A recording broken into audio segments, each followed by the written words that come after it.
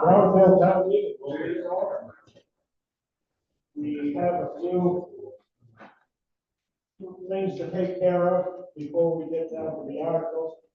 First, one of the most important is to show our allegiance to the flag of our nation and to our rigid time.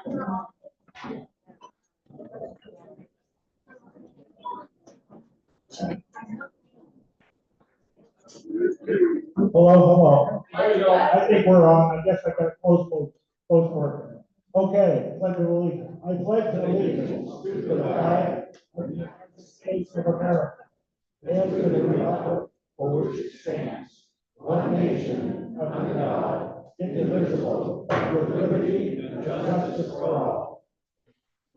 Yes, one thing we can agree on. By the way, those of you who speak from the floor, many of you, if you're willing to just stand up and bellow out, you'll get a microphone like this, like that. Evidently, we need to close work the microphone, so put it right up. Put it right up close and make plenty of audio. Next order of business, our town clerk has some election results for you.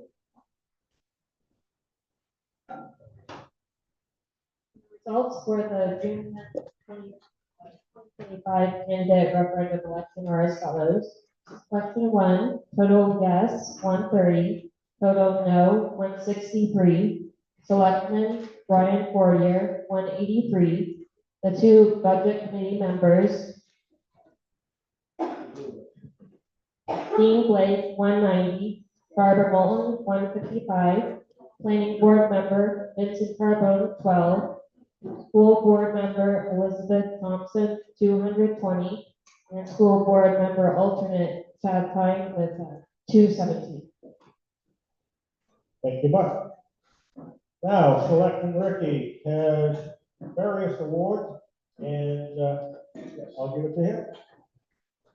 If I could have following people come up front: Richard Peralt, Richard Welch, Cliff Cousins, Willie Tracy, Michelle Day, Patty Drain, Elizabeth Drain, Lynn Boyle, Sonia Fry, Bill Flynn, Cindy Eaton, and Mike Bain. I'd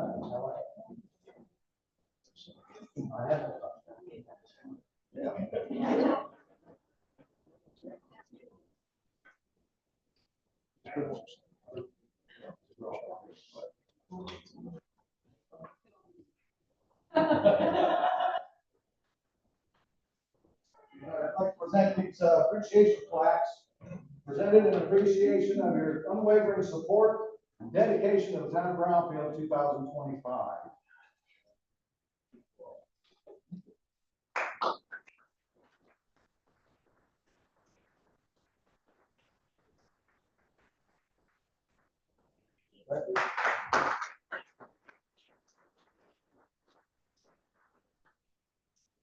I heard that name.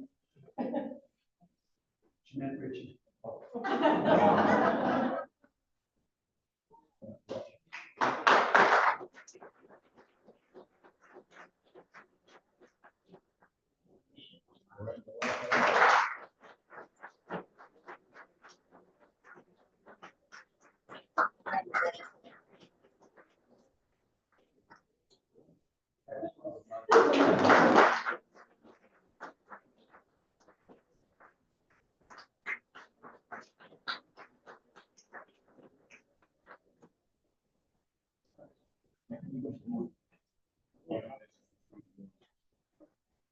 Greatly appreciate everything you do.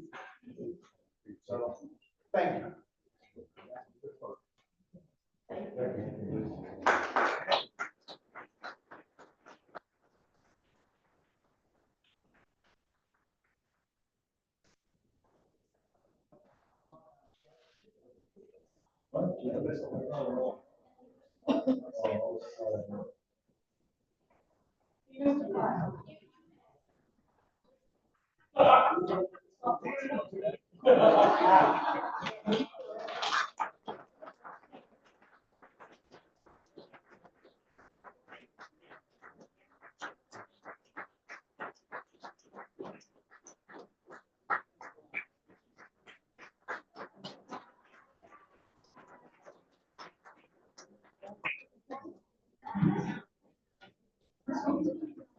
I have another plaque to present.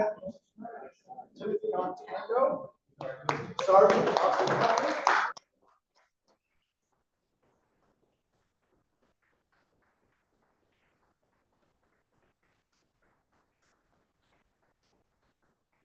Then the same thing, folks, presented in appreciation of you, your unwavering support and dedication to the town of Brownfield, 2025. Thank you, sir.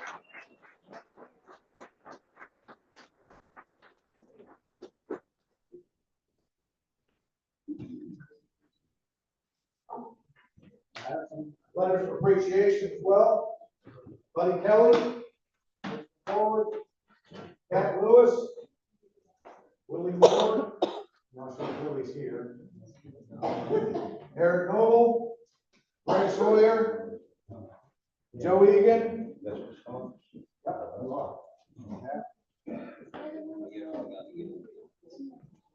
Joe Egan, Chad Pine, Deb Tate, Neil and Judy McBain, Art Holt, Brad York, Gene Blake, Kristen Perrault, Doug Burrow, Rick Lucy, Stuart Smith, Stephen Nutting, Kurt Wood, Terry Egan, Lisa Thompson, Susan Eland, Gary Lockhead, Holly Hazard, Danny Katz, Sue Foster, Melissa Brown, Katie Hamill, Curto, Eric Walker, Tom Dugas, Mitch Dondero, Tim Babb, Jessica Benson, Brian Brown, Kim Brown, Heather and Scott Burnell, Shane Fournier, Lisa and Bob Hebert, Gary Larson, Jacob Lawrence, Ryan Lord, Jared McCoy, Richard Merrill, Jesse Richards, Pam Thomas, and Spencer Whitney. Chief. Where you at, Chief? Hey, any of your firefighters not here, please. Just one. It's one person. These are letters of appreciation.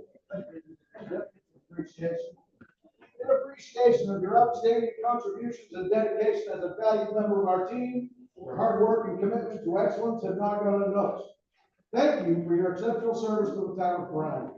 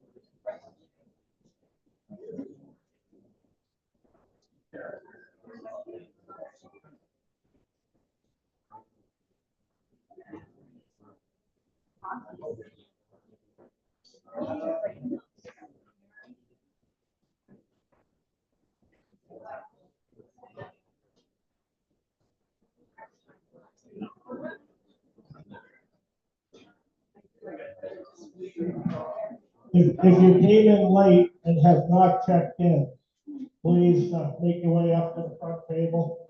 And Elizabeth and Michelle will get you one of these multicolored voting cards. I think we got most everybody checked in.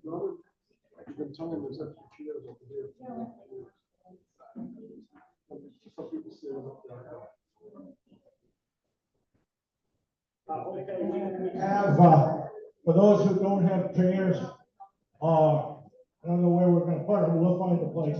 We have some chairs over here on the wall just to the left of where you come in. Feel free to grab one.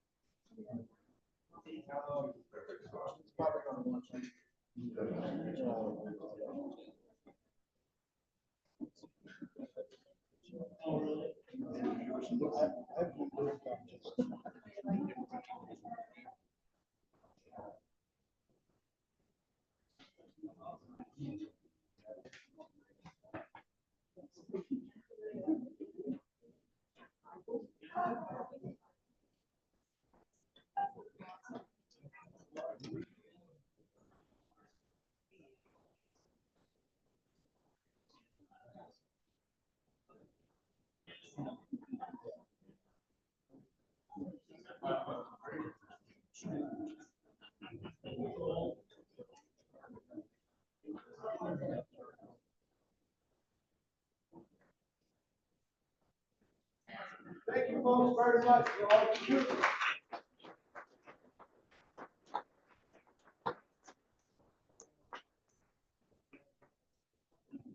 One of the participants was actually to get over the doors over there for ventilation and it's now. You know, I heard they did that last year. I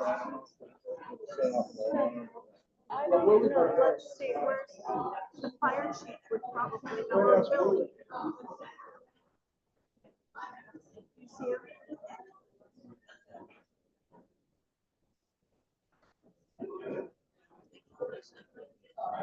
Hey folks, it's Jess Davis. Oh, it's Jess.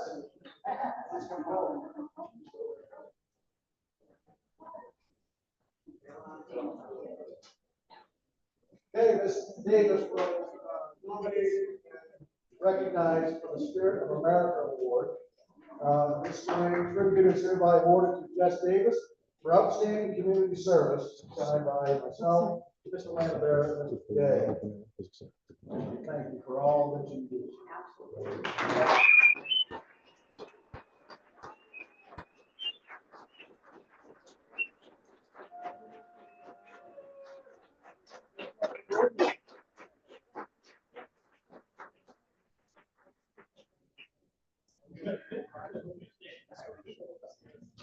Brownfield is fortunate to have so many hardworking people gluing the place together.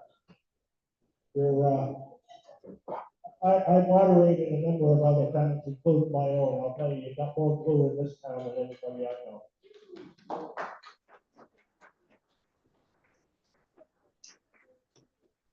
I see mostly familiar faces. For how many of you is this your first Brownfield town meeting? Only one, only very few. Okay, that's good. I won't have to go through 28 pages of the rules and procedure, but I will say that my name is Norman Blake. I'm a migrant moderator, West Baldwin, down the road. This meeting will be conducted according to the rules and procedures of the Maine Moderator's Guide. That's promulgated by the Maine Municipal Association out of Augusta. It's a compilation of the procedures that have governed Maine town meetings for over 2 centuries.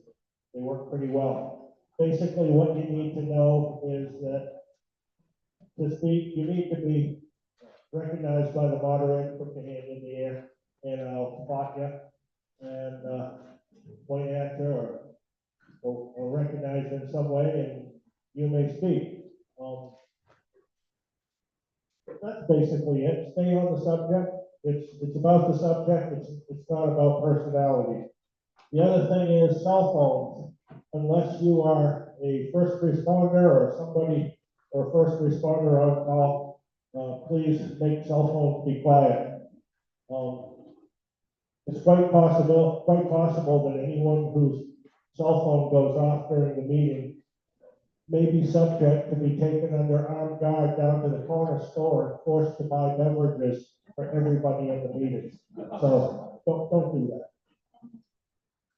I think that covers all the beginning stuff. Let's go right to Article 2 to see if the town will vote to dispense with the checklist. Do I hear a motion?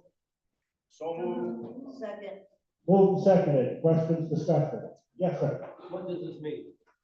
I will refer that to either Elizabeth or Michelle because they can explain it better than I can.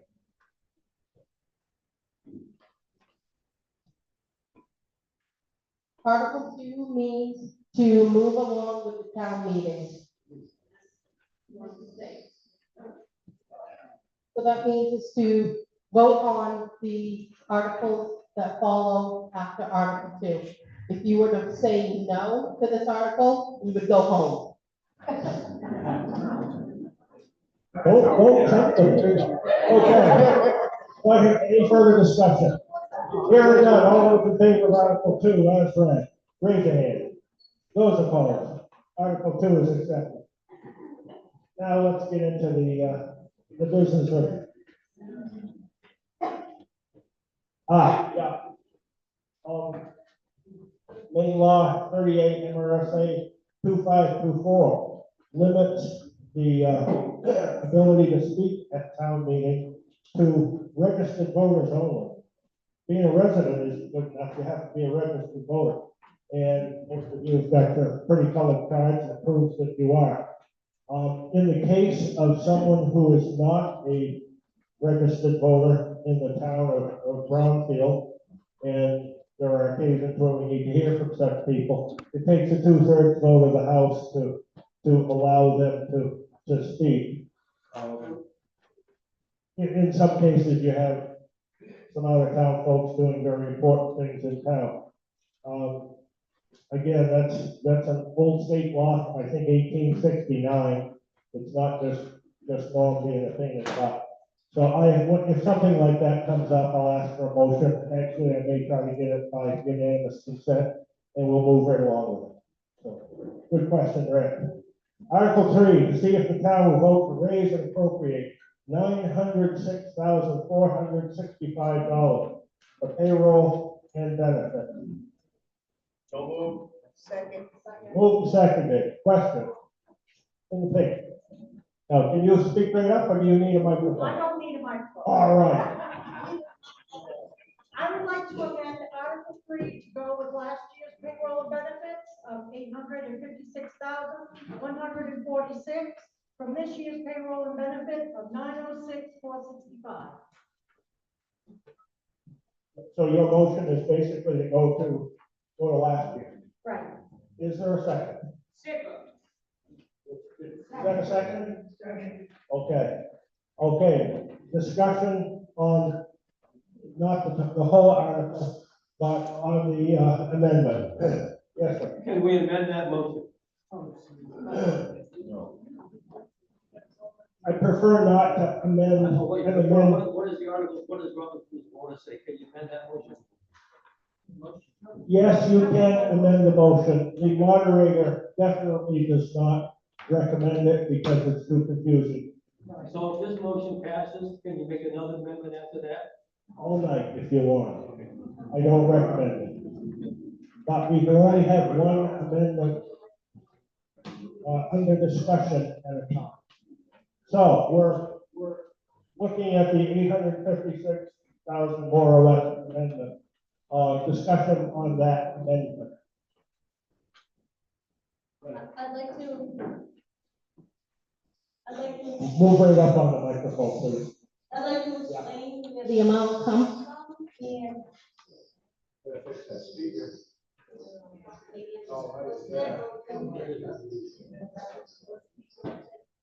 The increase is the inflation rate.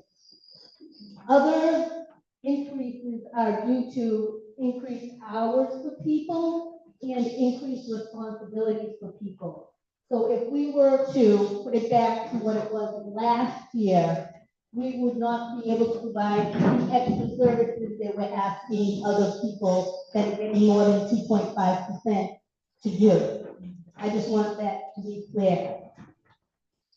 The factors that we do have that are increasing it is like the short-term rental that's causing more hours for the public. Yes. I would love to know what the extra services. All right, hold on. Any. You're out of order, man, you're out of order. All discussion, no. All discussion will be through the moderator, otherwise things get, She gave me the. you are out of order. Please let the woman finish speaking. The extra services are, we passed a short-term rental ordinance that is going to cause a lot more paperwork for the CEO and the planning board secretary. So in order to go forward with that ordinance, they need to spend more time, which is going to be more hours for them. So we can't go back to the hours that we had last year and move forward on that ordinance. That's one thing. Other increases are the deputy. We have put more work on the deputy. When the deputy was hired, she was hired to be the deputy for the treasurer and the deputy for the town clerk. We have now made her an EDA liaison. And she is the municipal agent, and she is the Denemis justice for the town. These are things that Beth and I do not do, and Moderator, can you shut yours off while she's talking? Maybe that's the problem. I don't, give her a try.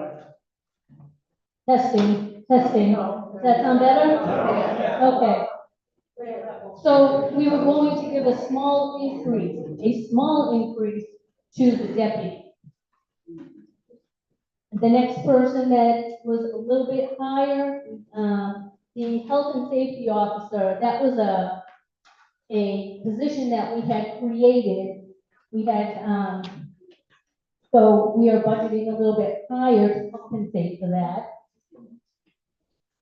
And as far as the rec director, he was getting a little bit more because he has established the town of Brownfield into the Babe Ruth and Little League baseball, which is a huge opportunity for the town's children. And that does, because there's higher standards for them, he needs to spend more time making sure that we are up to our qualifications for that. And let's see. The select board, we were raising theirs just a little bit over the 2.5 because these gentlemen spend a lot of time. Some of them spend almost every day here. So they deserve a little bit more money. And let's see, the CEO officer also took over the E911 position. And the public works director is getting a very little more than 2.5 because of all of the duties that he is performing as well. I just wanted to explain that before you guys make the decision to go back to what it was last year. Thank you. Okay. The lady back there who tried to speak before, and I had to tell her it wasn't her comment. Would you like to So when, do you want to bring up a microphone? speak right up? It may be out of bounds, but I've been here for 25 years. I'm from away. I don't need that. I can speak loud enough. Thank you. It would help if you'd stand right up. It protects better. My problem is, have you seen how many houses there are for sale in Brownfield? People cannot pay the taxes you are charging us. I cannot pay the taxes you are charging us. You have an untold number of people working when 25 years ago there were 3 people running this town. We cannot keep on paying for a town that is still less than 2,000 people. An amount that is pretty close to what North Conway was charging. And people moved out of North Conway. I don't know what to say. I am up to here with the taxes that you're charging us. That's all I can tell you. By now, I will vote no to every cent increase. No. Thank you. Over here, please.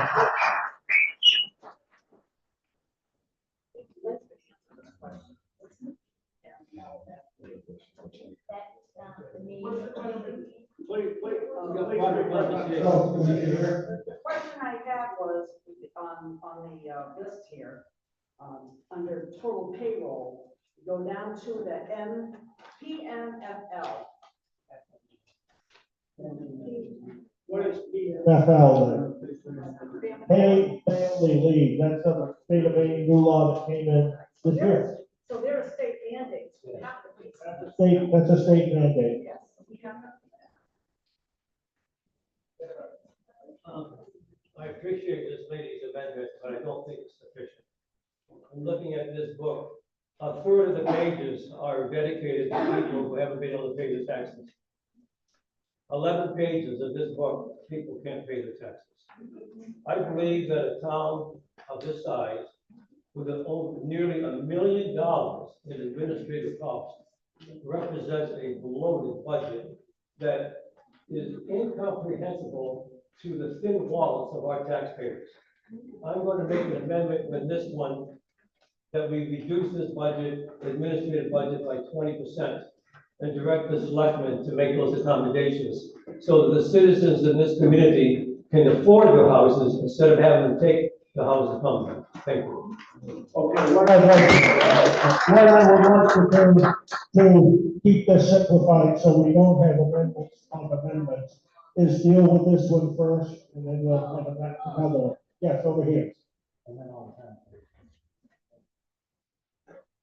I'm trying to speak loud enough so that you can hear me without a microphone.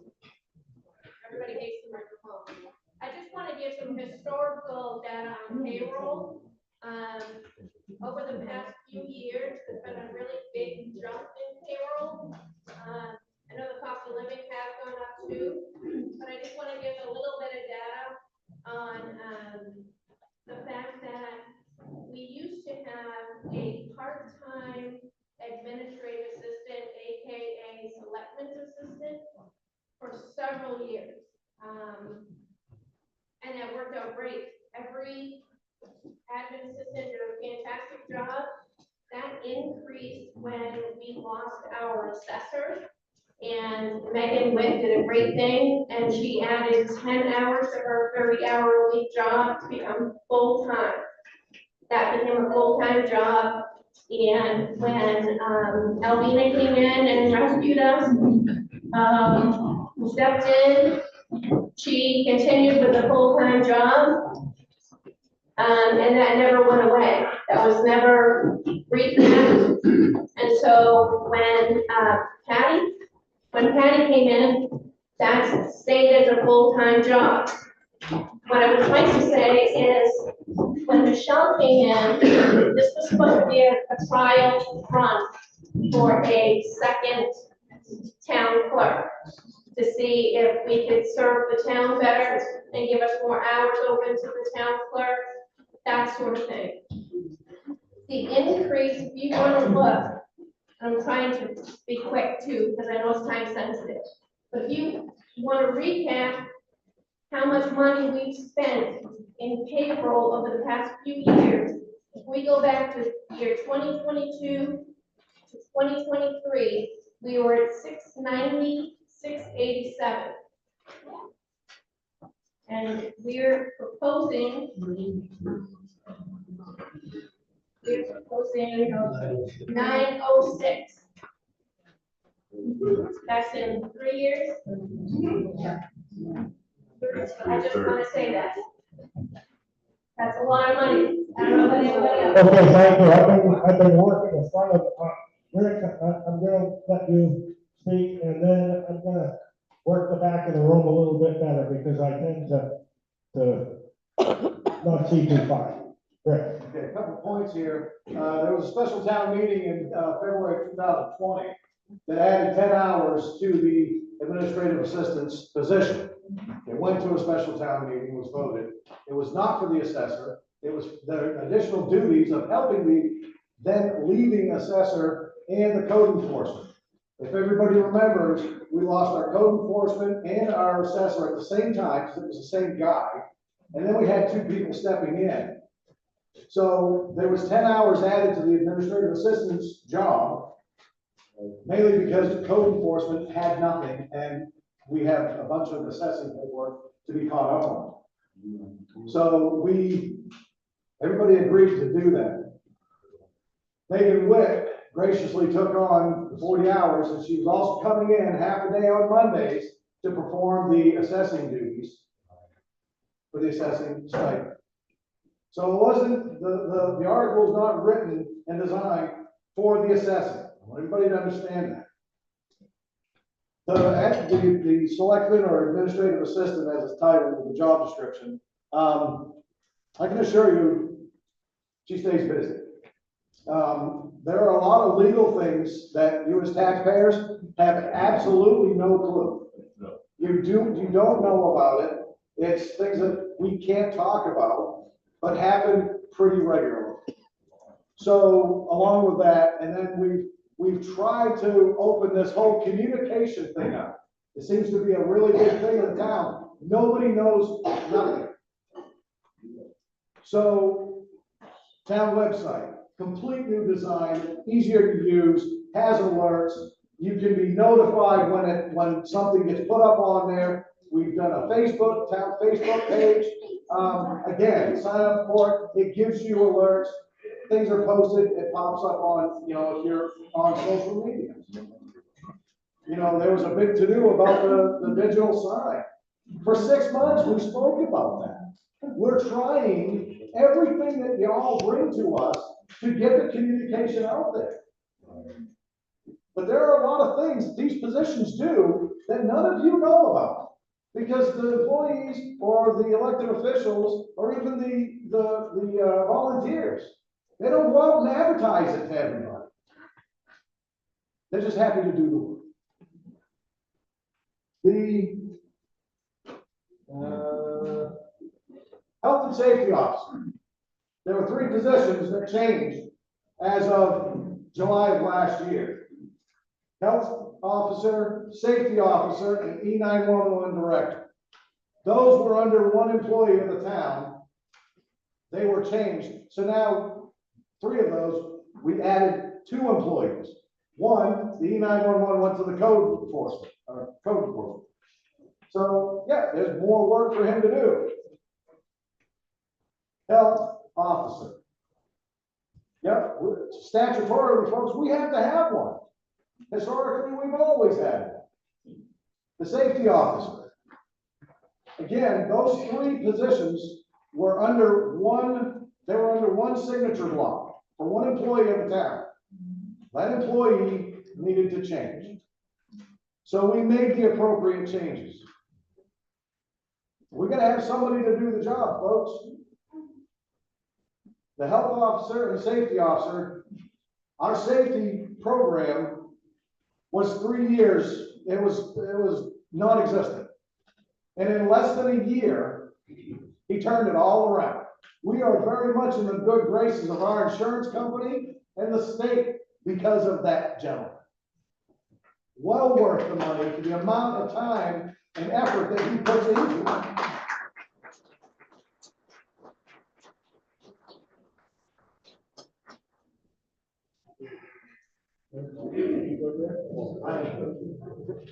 Okay, there was a lady way down in the back that her hand up previously. Who's that? I think it's you in the picture. It's me.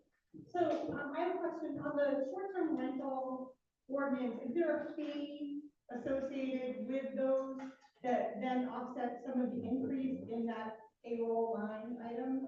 Yes, I believe it's 150.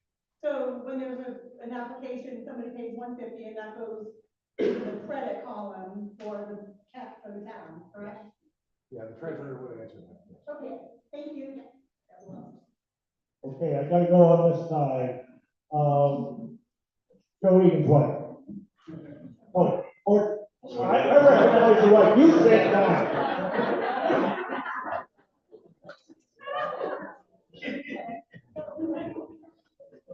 Jody can play too. So I'll get on my soapbox first. For a democracy to work, people have to show up and they have to speak up and they have to get involved. There are a handful of people in this room that I see every single week at the select board meetings. Those folks hear reports about all the work these town people are doing, and it's remarkable to me every week to hear how many calls the fire chief goes on, all the work that Bill Flynn, our safety officer, is doing, to see updated, accurate financial reports whenever they are needed, because Lynn is doing the job she should be doing. To have good people, we've got to pay them or we're going to lose them. This town is in better shape now than it has been in years. And we have the folks in the town office and all those volunteers you saw standing up there, we have them to thank for the good shape that we're in right now. All the stuff that Willie is doing with the recreation department, all the stuff that Public Works does, I am grateful to every one of you, and you're worth every penny that we pay you. Thank you. Okay, there's a gentleman on the aisle over here. Yeah. I just got a question. So the 2 biggest things that I see in here are the code enforcement officer and the planning board secretary. Does anybody know how many Airbnbs there are registered in the town that they have to work extra hours? Just curious. Currently, we've had no applicants. Well, so everybody's getting a raise, but there's nobody registered as an Airbnb.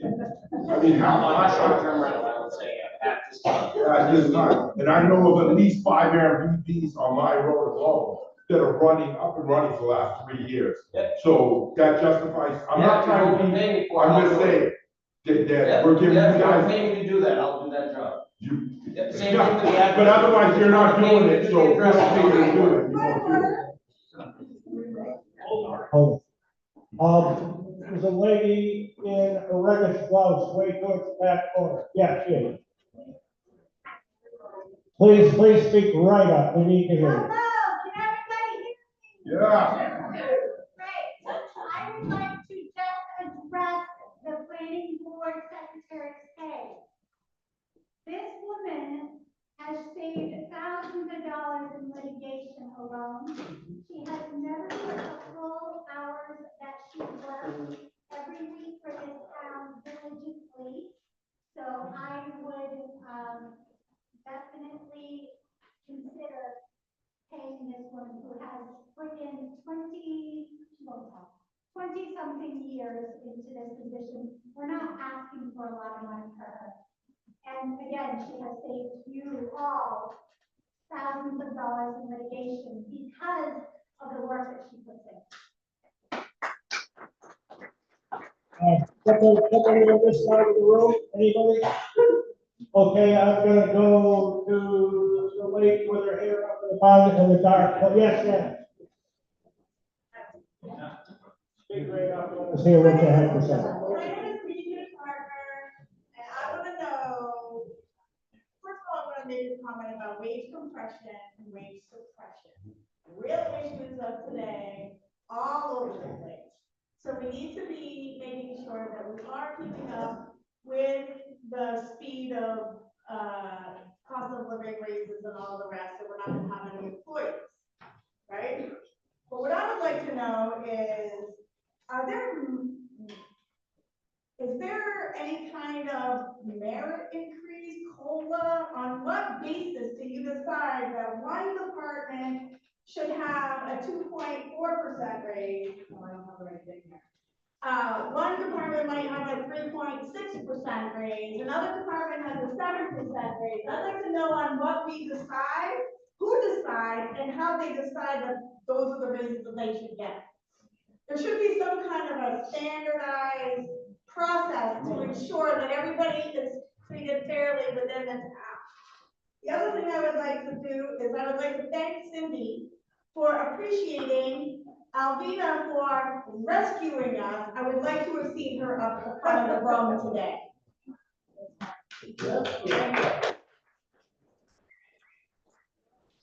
Further questions and comments? Joe, you can talk now. Hi, everybody, I'm Joe Regan, and I just wanted to put another perspective on the pay. I know that you've all seen percentages that they've gone up, and they can be kind of disconcerting to say the least, especially when you see 20%. But let me just rattle off what the actual wages, the hourly rates are for these people. And I'm just going to start at the top, and I'm not going to name each one, I'm just going to rattle the rates off.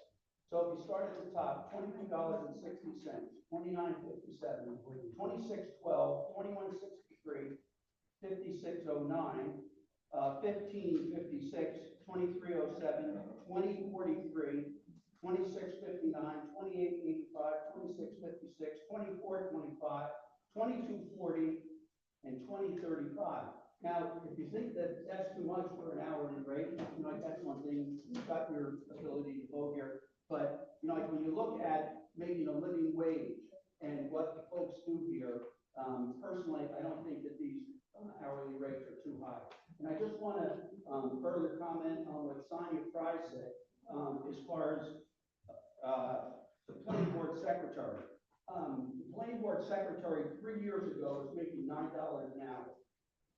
We asked for her to get bumped up to $13, that happened. We asked her to get bumped up to $19, that happened. So now she's going from 19 to 2307. That's the 20% raise.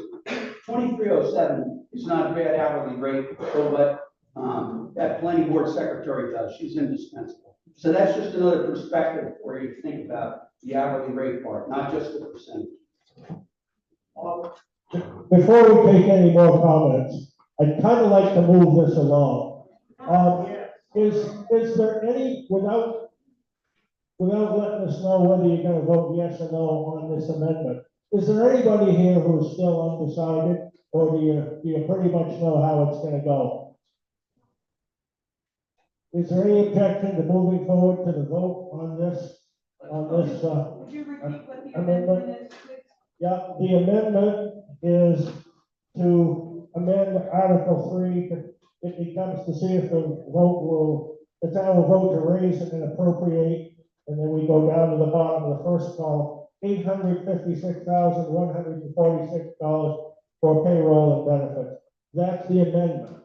Now, we're just voting on the amendment. Can we do that now? No. Okay.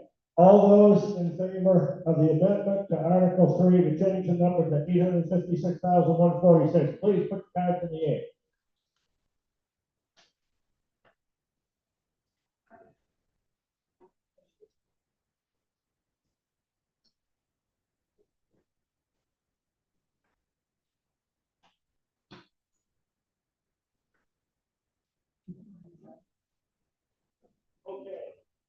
Okay, cards up. Sir, do you have a card?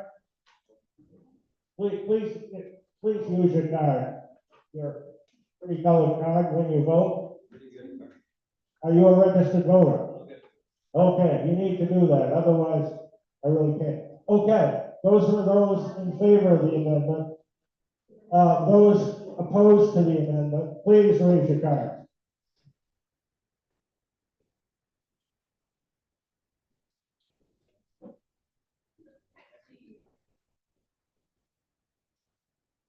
Okay, the amendment fails. It's about 1/3 to 2/3. Now, we'll get to the article as it stands. We're back to Article 3. See if the town vote to raise appropriate $906,465 for payroll and benefits. It's already been moved and seconded. We can continue with discussion on this. Yes. Make a motion that we do this by secret ballot.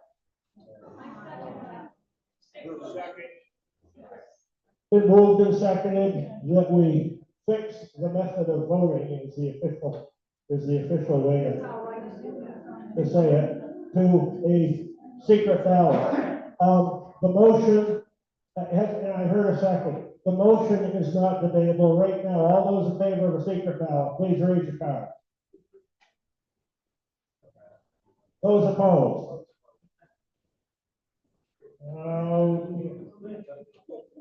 I'm seeing more opposed to a secret ballot, so we're gonna have to do this by holding your cards in the air. Further discussion on the article before we go to a vote. Way in the back, yes, on the back, yes, you're waving to me by the back window.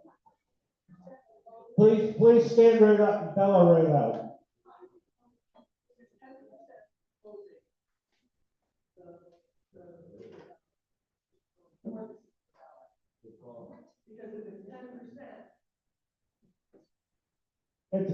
That vote goes by a simple majority.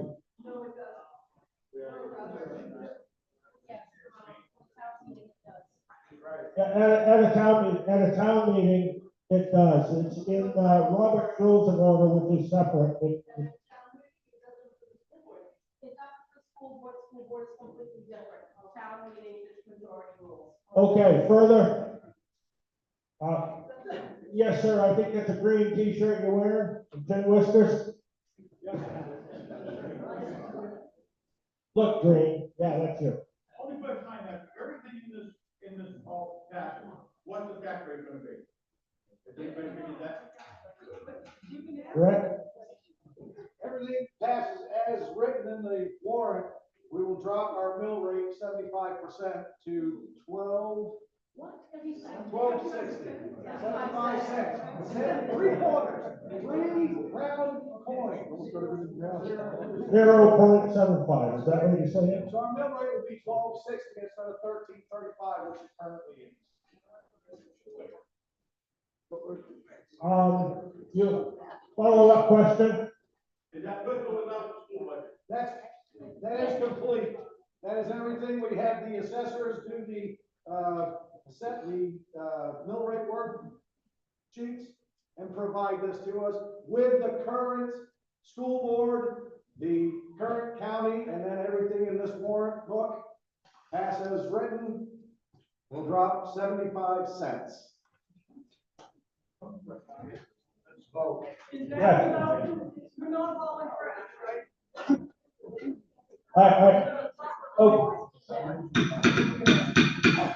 I'd like to ask people, I know this is important stuff, and you'd like to talk to the person sitting next to you. and it makes it impossible for everybody to hear. Would you please repeat what you had to say? Rick just gave us a number. Stay right up, please. Rick gave us a price of $12.65 or is that? $12.60. $12.60. Correct. And does that include us hauling our trash or not hauling this? Because we bought No. something last night. No. So that changes it or doesn't? And we'll actually have to do another worksheet. We couldn't do a worksheet, we had to come tonight. We didn't know the vote until the ballot question was answered. That's what I'm asking though. This Right. number is definite. No, the 1260, worst case scenario, it will be less. Yes, sir. What is the total percentage increase of this budget over last year? 8.1. I'm sorry, last year's was 8.1 increase. I don't know what this is, because we don't have the figures. If you The got, proposed budget, what is it? The proposed budget, what would the increase be in the budget? you have the two numbers on your We have the warrant. numbers, but you don't have the percentage increase, total budget. Direct it to the treasurer, I believe she has the number. That's what I was telling you. We're doing, Question it to the, hold on. We're doing the ciphering, we're trying to get the info for you. Yeah. 14% increase over last year's budget, but you have to keep in mind that it's 14% higher than the last year's budget. You have to keep in mind that the school budget went up and also Oxford County taxes went up, they doubled. So thank you, my comment is this, that a 14% increase is a heck of a lot more than your 2.5% social security increase. And I implore you to think about why you are passing this budget when very few of us can afford 14% increase. It is reprehensible that you even suggest that. Period. a lot of the increases are fixed costs that we have no control over, such as school budget, the Oxford County, our insurance went up by like $20,000 this year. So there are lots of factors that are fixed costs. We have no control over, those have to be paid, and that's when we see the big increases. But you have new employees in this budget. Lady with her hair up in the full hearing. I'd like to make a motion that we, for this year, we give everybody a 3% raise across the board. And then next year, we do merit increases. So the people who are doing the extra work can have the higher raise. But there's a standard. I would also like, I feel like people deserve raises, and I feel like, I just did a wage survey today. And I'll read off some numbers for you. 3667, 5961, 3636, 3208, 3118, and on it goes. In the 30s to 50s, people ranging from 1 year on the job to 26, 36 years on the job. So I would like to have standardization. I would like for our employees that are exceeding their expectations, have a way to make a higher raise, a higher percentage raise, and simply have it standardized. So we make it fair for everybody, 3% or 2%, whatever, we'll say 3% for this year.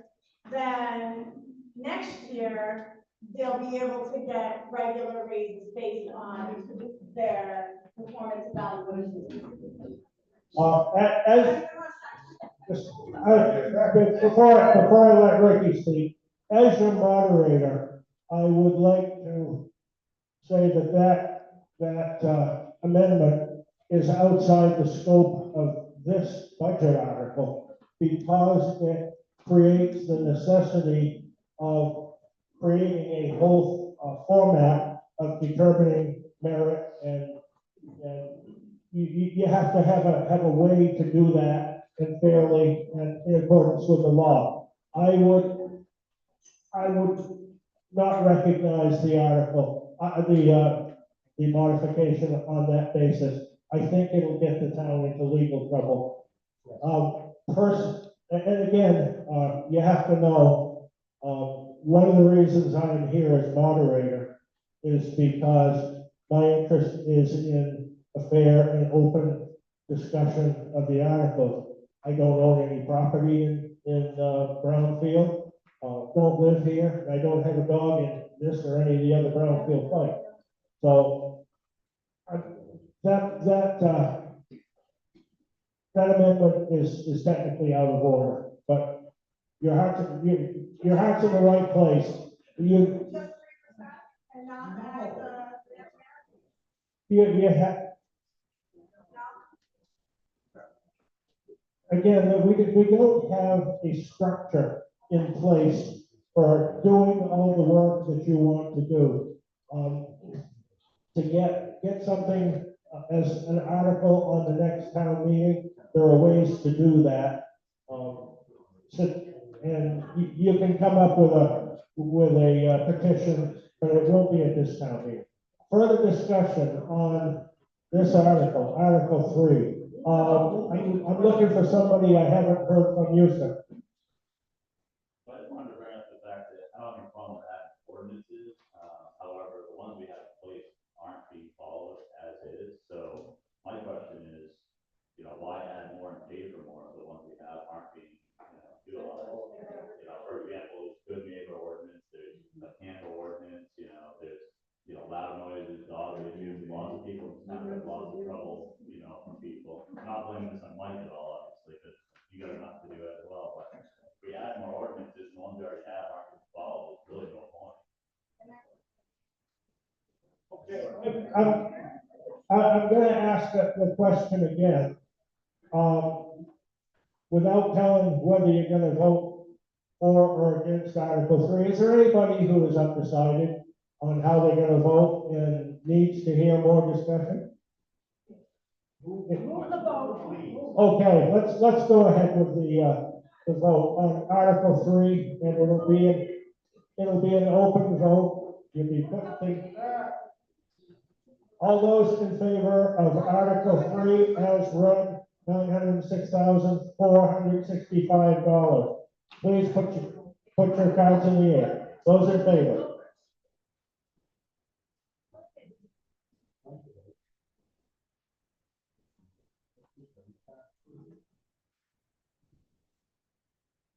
Okay, I'm doing this visually. Those opposed to the article. Okay, I'm going to ask the clerks one clerk to stand in front of this side, one clerk to stand in front of this side. We'll start the voting.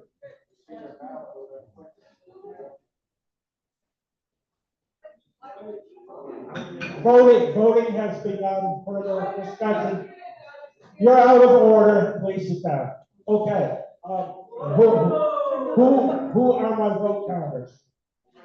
Okay. All those in favor of Article 3 as read at $906,465. All those in favor, raise your card.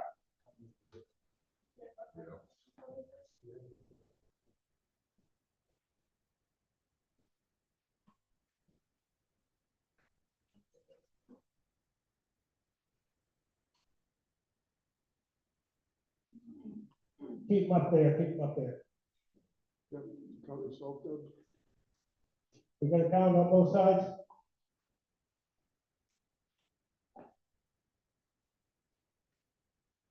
Okay, cards down.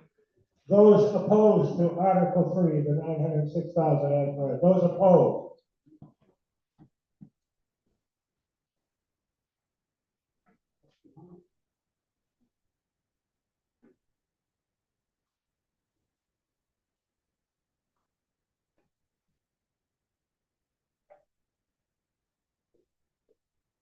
Okay, rest your arms.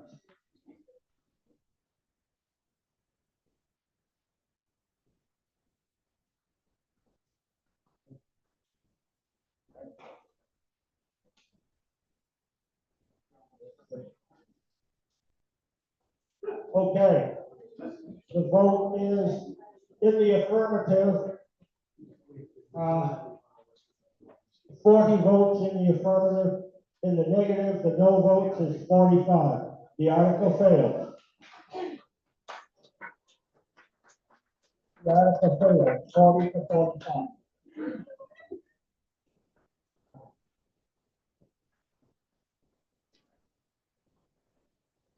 Okay. The article has been voted on. Joe, before we move on, you wish to say anything? Yeah, I'd just like to remind everybody that, when the budget committee meets, we go through all this. I mean, how many people showed up to talk about this Article 3? None. Nobody had a comment on it. So my suggestion to you is come to the budget committee meetings, especially when we go over the administrative pay, and voice your opinion there. It'll make this meeting a lot shorter, and we can resolve a lot of things there. Okay, right now we don't have a motion on the floor, so I'm not gonna be accepting any more comment on Article 3. Does anybody have any procedural matters that they wish to bring up, not related to that? Gentleman way in the back. No, I pointed to the gentleman. Please sit down. You're repeatedly out of order.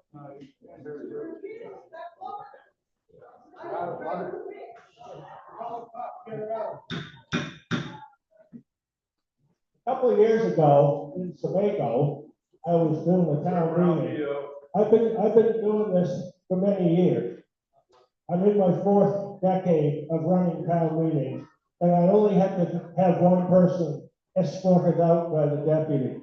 I had hoped to go to my grave and not have to do that to anybody. If you get tossed out of the meeting, you not only lose your vote on this article, but on all subsequent articles. Let's not go there.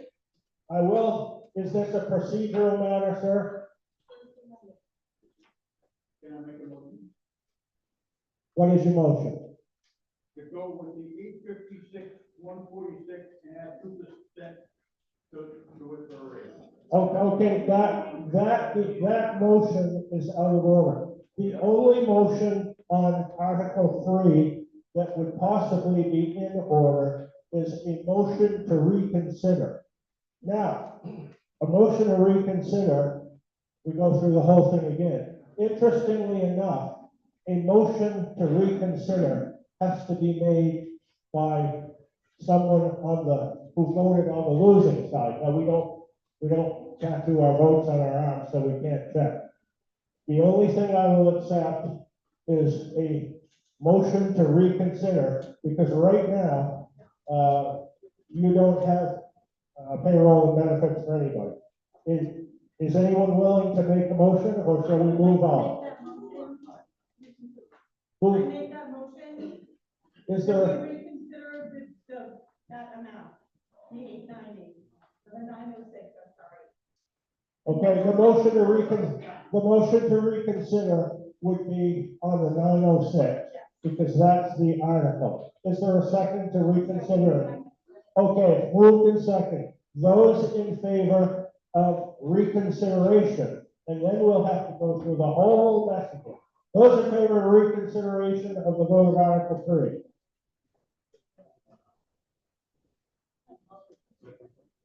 Okay, those opposed? Looks pretty even. I'm gonna ask my counters to do their counting again.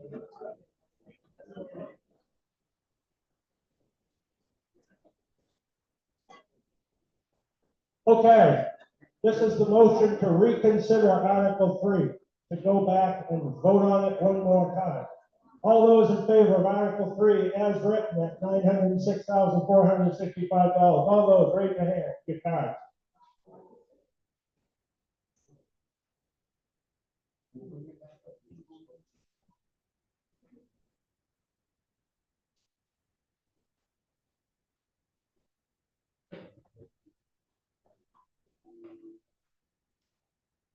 Numbers done? Okay, we'll get our numbers put in. All those opposed to reconsidering Article 3 at, hold on, our counters aren't ready, restaurant, you'll need them later. Okay, all those opposed to motion to reconsider Article 3 at 906,465, those opposed?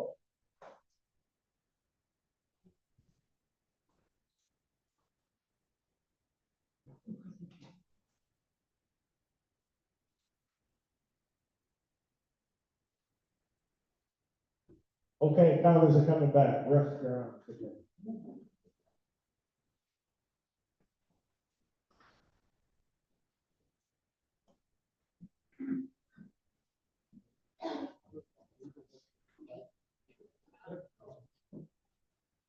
This is interesting, we have a tie. It's 48 to 48, tie. Now, for a motion to succeed, it must be a majority. A tie is not a majority. It would have had to be, what, 49, 46 or something. Okay, Article 3 has been voted down, and the motion to reconsider has failed.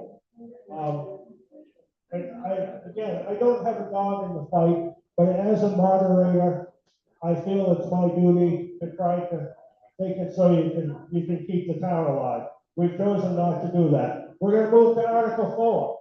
Article 4, see if the town will vote.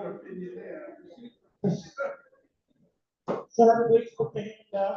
We don't have a motion on the floor, so there's nothing that I can recognize it for. Article 4, see if the town will vote to raise and appropriate the sum of $321,031 for fixed administrative expenses. Do I have a motion? So moved. Second. Moved and seconded. Questions, comments on this article? Sir? I'd like to amend this motion to fix this cost of $253,000. Say again your number, sir? I amend this motion to have this item to be $253,000. 253 even. Yes. Okay, the gentleman has moved to amend Article 4 to a bottom line of $253,000 even. Is there a second? Second. Is there a second? Yeah. Okay, it's been moved and seconded.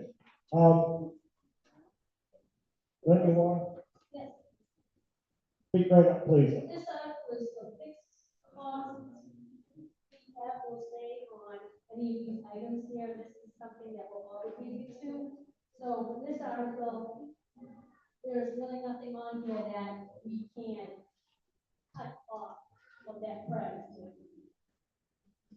If there is something that you want to cut off, like no insurance or we'll stop cleaning the office, we can do that, but there's nothing on here really that can be cut off of the fixed cost.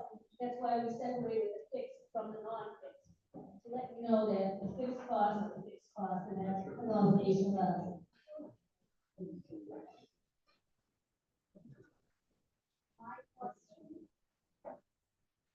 You gotta get right up on that microphone. My question is, how is operational office expenses a fixed cost? Also, cemetery lots maintenance and parks and memorials. We could have our public works people doing that. As well as fire. Can't hear you. Yeah. Got a red light on it? Can you hear me now? No. Okay, my question is, how is operational office expenses a fixed cost? Also, cemetery lots maintenance and parks and memorials. We have a public works crew that can do that rather than us hiring it out. So I do question those three things on this list. I would apologize.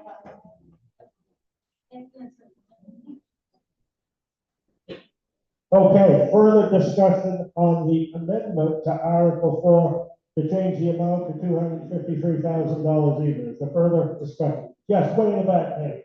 Thank you. Are you a registered voter anymore? Okay, okay, you have something to do with the cemetery then? Okay, I would ask, what is your name? I would ask unanimous consent to let the lady address is there any objection at all?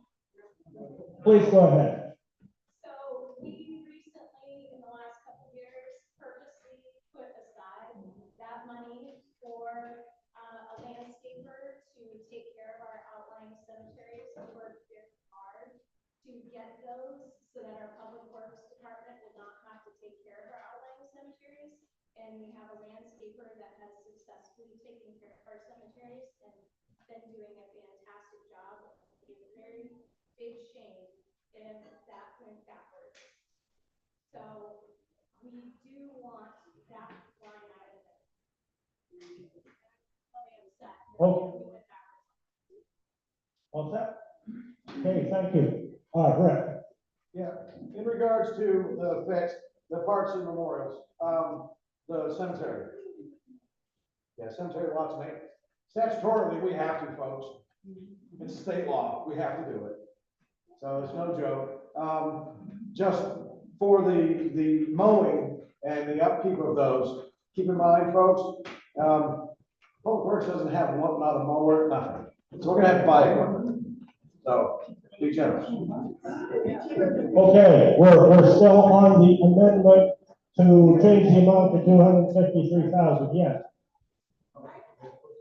Yeah, you, please speak right up. Okay, I just have a couple questions.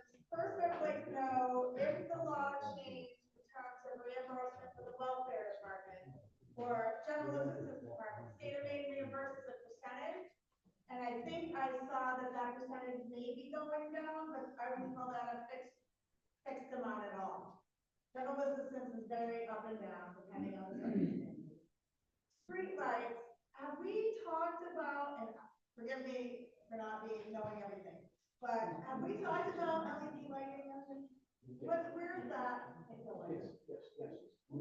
Lynn can answer that. If we had switched to LED lighting, if you look on a budget, it said 10,000 last year. The bill has dropped down to 6,600, so we have. We've already done it. We've already done that, yes. Townwide? Townwide, yes. Okay, we're on the amendment. Further questions, discussion? Somebody answer the question about the reimbursement rate for general assistance? General assistance reimbursement rates, what do we know? It's currently still at 80% reimbursement from the state of Maine.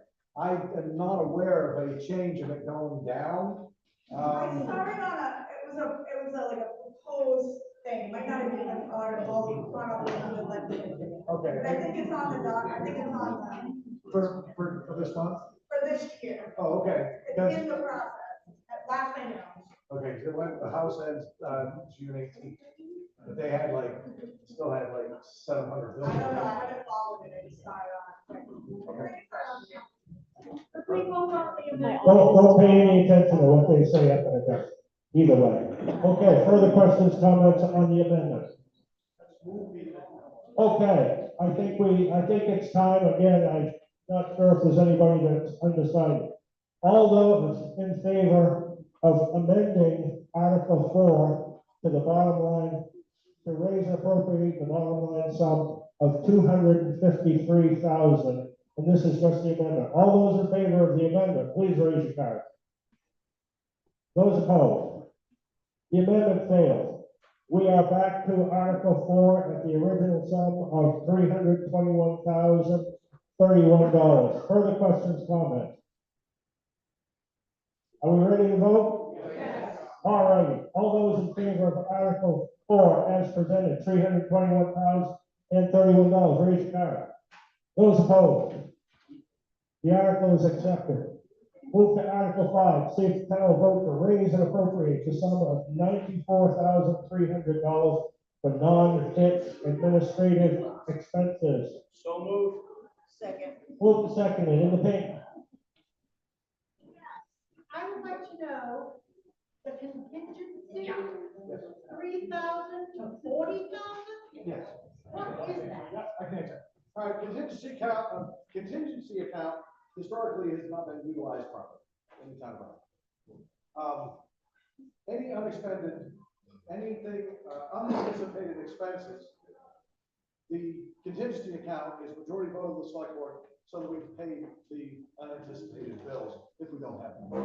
Okay, so the $3,000 wouldn't cover a $5,000 legal overage. So if you look, part of that number, if you look in the, let's see.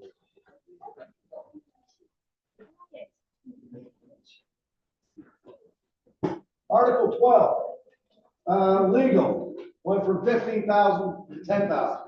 The planning board, 5,000 of that, the trim for that went into contingency. And also from the code enforcement from 4,000 to 1,000. We took and moved some of the monies over to contingency because the purpose of contingency is it can be utilized for any unanticipated expense that comes along. Okay, thank you. Okay.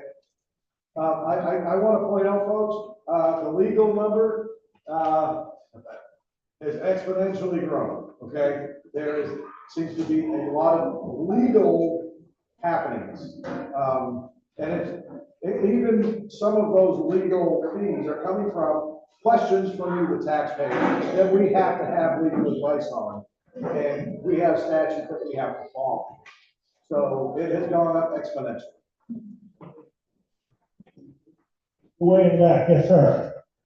Okay, so Ricky just added up $11,000.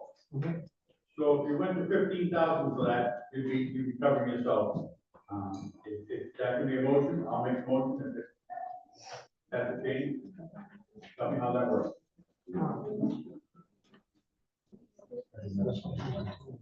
See, what is it that you would like to do? You'd like to reduce the amount by? Reduce your rent down to 15,000 instead of 30,000. Yeah. Okay, that's contingency. It was 3,000 last year. It's 40,000 this year. What do you want it to be this year? Okay, so you're reducing it by $25,000, right?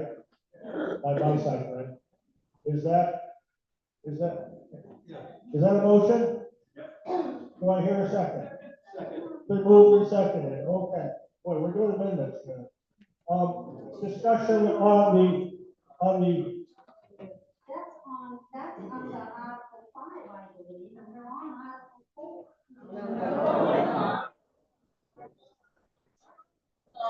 No, we're on 5. I actually got through one kind of. You know, that's worth something.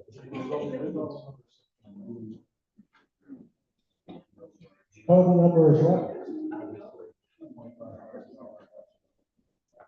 Okay, with the $25,000 reduction, that would take Article 5 and 69,300. So we have an amendment on the floor to amend Article 5 to a bottom line of 69,300. Discussion on that. Yes. Well, I just want to know how any of us can sit here tonight and look at a figure and make a decision of how much it should be reduced by. We don't sit all year and look and see what the expenses are. We have to depend on the people that we elect to do this, the committees that come and give us their time to do this. People pulling numbers out of the air, it doesn't make any sense. And that's all I have to say. Okay. I saw someone in the back over here. Yes. Please stand right up. You're gonna what? Oh, you'd like to move this along? Yeah. So would I. Again, is there anybody who's undecided? You. I could second it. Okay. Okay, we have an amendment to amend Article 5, see if town vote to raise appropriate the sum of $69,300 for non-fixed administrative expenses. All those in favor of the amendment, raise your hand. Those opposed? To be fair, I'm going to ask my counters to do their counting. Where am I? Where's my crew? Are we ready, counters? Okay, again, Article 5 for 69,300. And it's an amendment to the article to reduce it to 69,300. All those in favor of the amendment?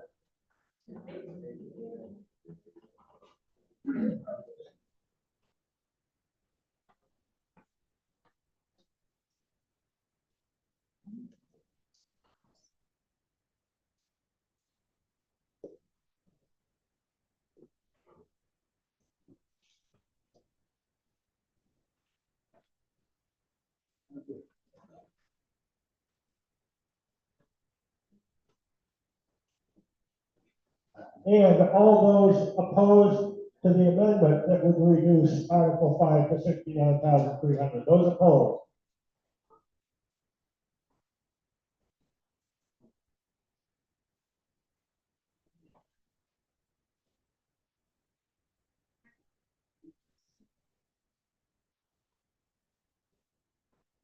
Okay, rest your arm.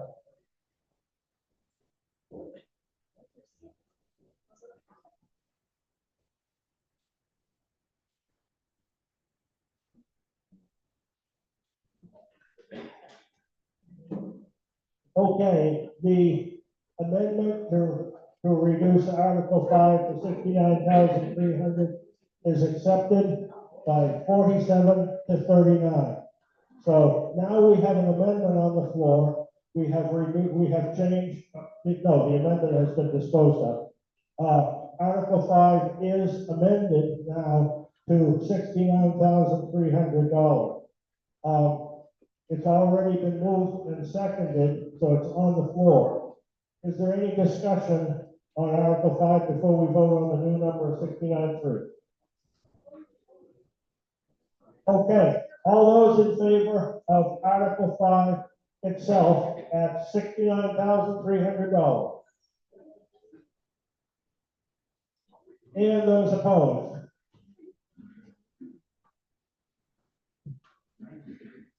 It appears that it's pretty close. Again, this is important stuff.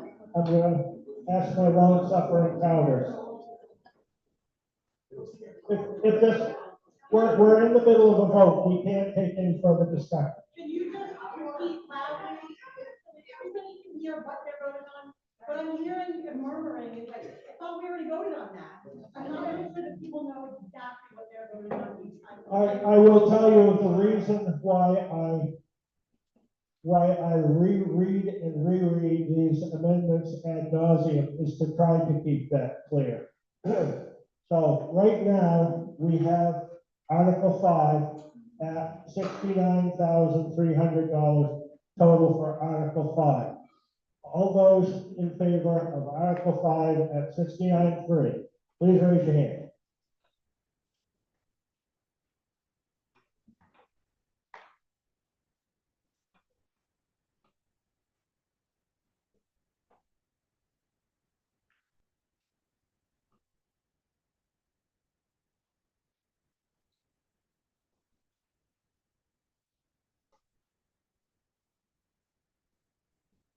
Okay?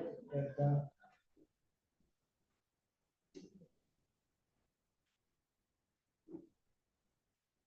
okay, those opposed to enacting Article 5 at the amount of $69,300. Those opposed, raise your card.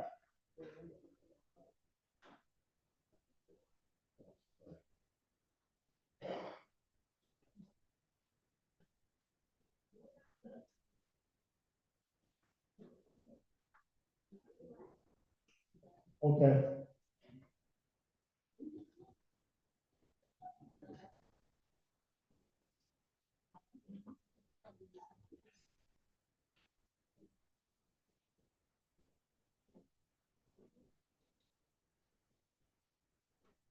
Okay, Article 5 at $69,300 is accepted, 56 in the affirmative, 35 in the negative. Okay, let's move along to see if we're gonna put out fire. Article 6, to see if the town will vote to raise and appropriate the amount of $57,500 for the overall operation of the fire department. We have a vote. So moved. Second. Move to second. Questions, comments? Yes. Okay. Anybody have any questions or comments about the fire department? Sir? Could you explain the $10,000 increase in maintenance of the vehicle?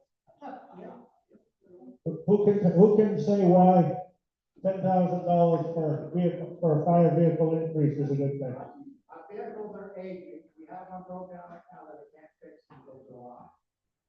So, the vehicles are getting older, and they're gonna go out to service, I've done all the service in the past 35 years.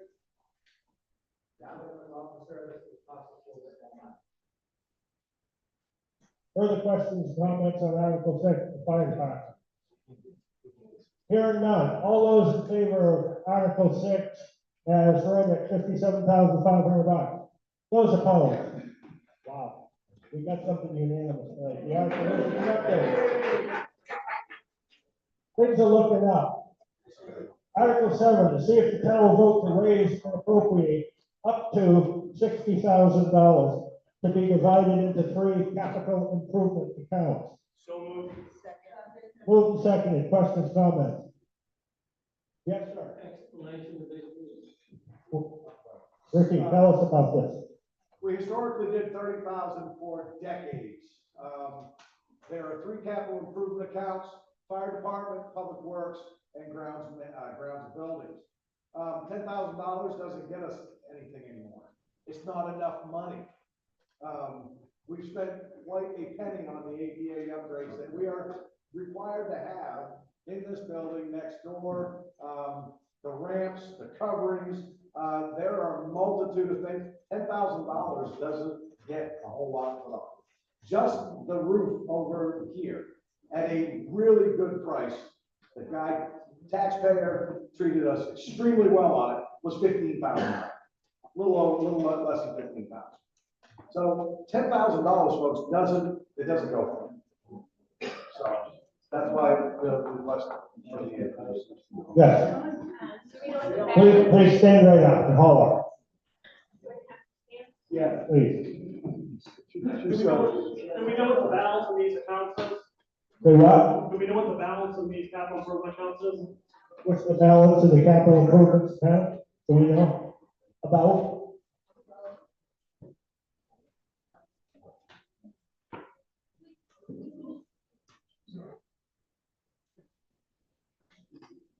If you can accept a pretty darn close figure, we can maybe get that.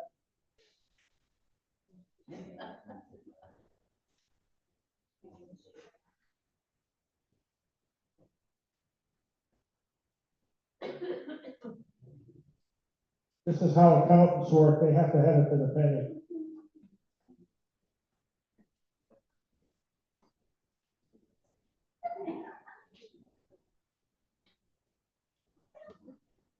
While we're working on that, the question was, what's the balance in the capital improvement account? Gentleman way in the back will take a question or a comment. My question is, will it be dispersed equally between all 3 accounts? We'll find out. Will it be? Yeah. That'll be determined at the first selectmen's meeting of the fiscal year. The selectmen. Yes. We're still working on the balance.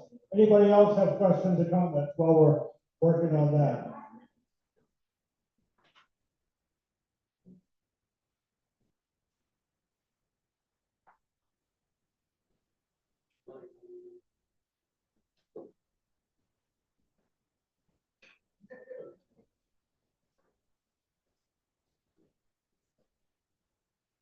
They have a lot of pages in there, both sides, for same paper.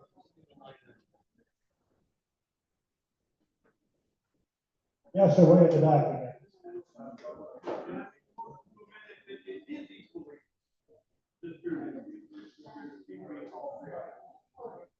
I'd like to get the number first, and then I'll call on you in a second, okay? If I have to juggle too many things at my advanced stage, you don't know what'll happen.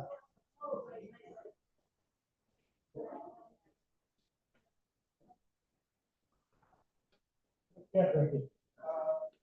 Fire department one is that right around, 5283. For the public works, 165,883.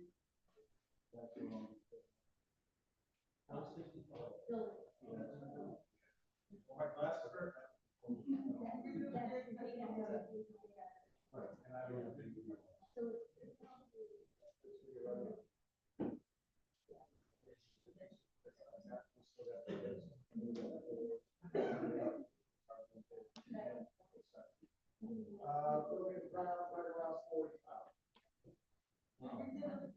Is that what you need to know? Yes. Okay. Way in the back. Yes, sir. What? Fire department, reserve account 5283. We have buildings and grounds, gonna be right around 40,000. And then the public works 165,883. Okay. You had your hand in the air, sir. Can I make a motion that we do the 60,000 and it's dispersed equally? Can I ask why? Why dispersed equally?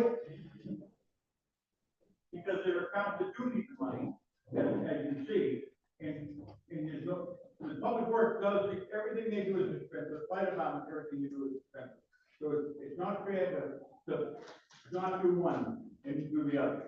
No, agreed. However, typically, historically, unless it's, the article is amended and written to be divided equally, after the first meeting, when the Board of Selectmen meets, one of our first motions to be made is how to disperse the capital improvement accounts. So we would, yes, take that definitely into consideration. You know, our department needs it and the grounds and maintenance, because obviously we need to, you know, take care of the buildings and stuff around town. But also, I want to point out that the capital improvement accounts, the Board of Selectmen have we have the legal purview that we can transfer monies amongst those accounts. So if we have the 165 in public works and we need 35,000 for the fire department, it's a majority vote of the select board to move those monies, and the treasurer makes the move the next day. So. Why do we have three accounts? Just hold on, please. Hold on. Too many people Why do we talking. have three accounts? Yeah, I don't know. You'll have to ask the people that created it long before I got it. Okay, so before things get too far out of trouble, I did something really bad by letting Ricky talk while there's a motion hanging. The gentleman has made a motion that the money be equitably distributed between the three accounts. I did not yet hear a second. Okay, we have a motion and a second. You've heard what Rick has to say. Any further discussion on the amendment to Article 7 to require that the money be split equitably three ways? Didn't the select board member, Rick Emery, say that decision on splitting the money or dividing the money is done at the first selectmen's meeting? I heard the same thing. Okay, so I guess the motion is just. Well, now, we have to vote on it. It's a motion, unless the gentleman wishes to withdraw. So if you go back to last year, you'll find that it was done the same way, divided equally. Okay, let's give it a fair hearing. Any further comment on the motion, on the amendment to take the $60,000 and divide it equitably among the three accounts? Further discussion on that? Hearing none, we'll vote on the amendment to Article 7, and that's to equitably three-way divide the money into capital improvement accounts. All those in favor of the amendment, please raise your card. Those opposed? The amendment fails. We're back to Article 7 in its original state to see if the town will vote to raise and appropriate up to $60,000 to be divided into 3 capital improvements account. It's already been moved and seconded. Further discussion? Hearing none. All those in favor of Article 7, $60,000 as read? Those opposed? The article is accepted. We'll move to Article 8, to see if the town will vote to authorize the Board of Selectmen to apply to see if the town will vote to authorize the Board of Selectmen to apply $200,000 from the 2024-25 excise tax money received for road improvements in the 25-26 fiscal year. Do we have a motion? So moved. Moved and seconded. Questions, comments? Hearing none. All those in favor of Article 8 as read? Those opposed? Article 8 is accepted. Yeah. Article 9, to see if the town will vote to raise and appropriate the amount of $4,900 for the operational expenses of the Animal Control Office. So moved. Second. Moved and seconded. Questions, comments on critters? Hearing none. All those in favor of $4,900 for the critters? Those opposed? Article 9 is accepted. Change the page here. Article 10. Article 10. To see if the town will vote to raise and appropriate the amount of $270,400 for the overall operation of the Public Works Department. Rollover goes to capital improvement until rescinded. We have a motion. So moved. I got a motion and a second. Questions, comments, discussion? Hearing none. All those in favor of Article 10 as presented? Them as opposed? The article is accepted. Article 11, to see if the town will vote to raise and appropriate the amount of $177,050 for the overall operation of the transfer station, with any unexpended funds to be rolled over into the transfer station reserve account. So moved. Second. Do I hear a second? Second. Moved and seconded. Questions and comments on transfer station? Yes, sir. How much is in the transfer station reserve account right now? Lynn, do you know how much is in transfer station? She has We're gonna get it. $152,835.30. Further questions, comments on Article 11, transfer station? I've already spoken to you, sir. Yes, the lady behind. I'm sorry, there's so much chatter, it's hard to understand. And hear it. Point well taken. One of my pet peeves, and the lady is correct. Please limit extraneous chatter to jokes of fire or something like that, but only if there's really a fire.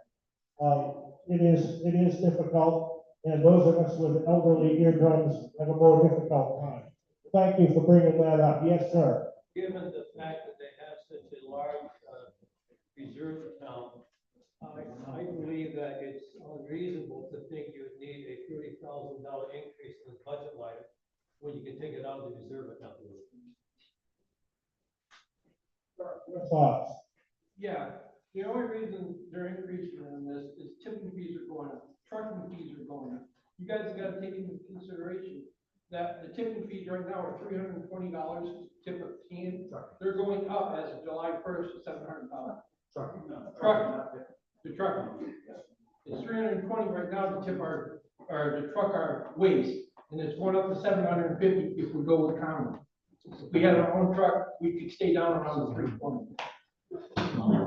Yes, sir. Right back. Yeah, just reiterate what you said. See, there is a proposal for CIA to do it for 245. 275. So the contract price is 275 from CIA. We have their proposal contract at the town office. It is not 245. Their initial phone call, they said 250. Second phone call, so that we could get the contract proposal, it was 275.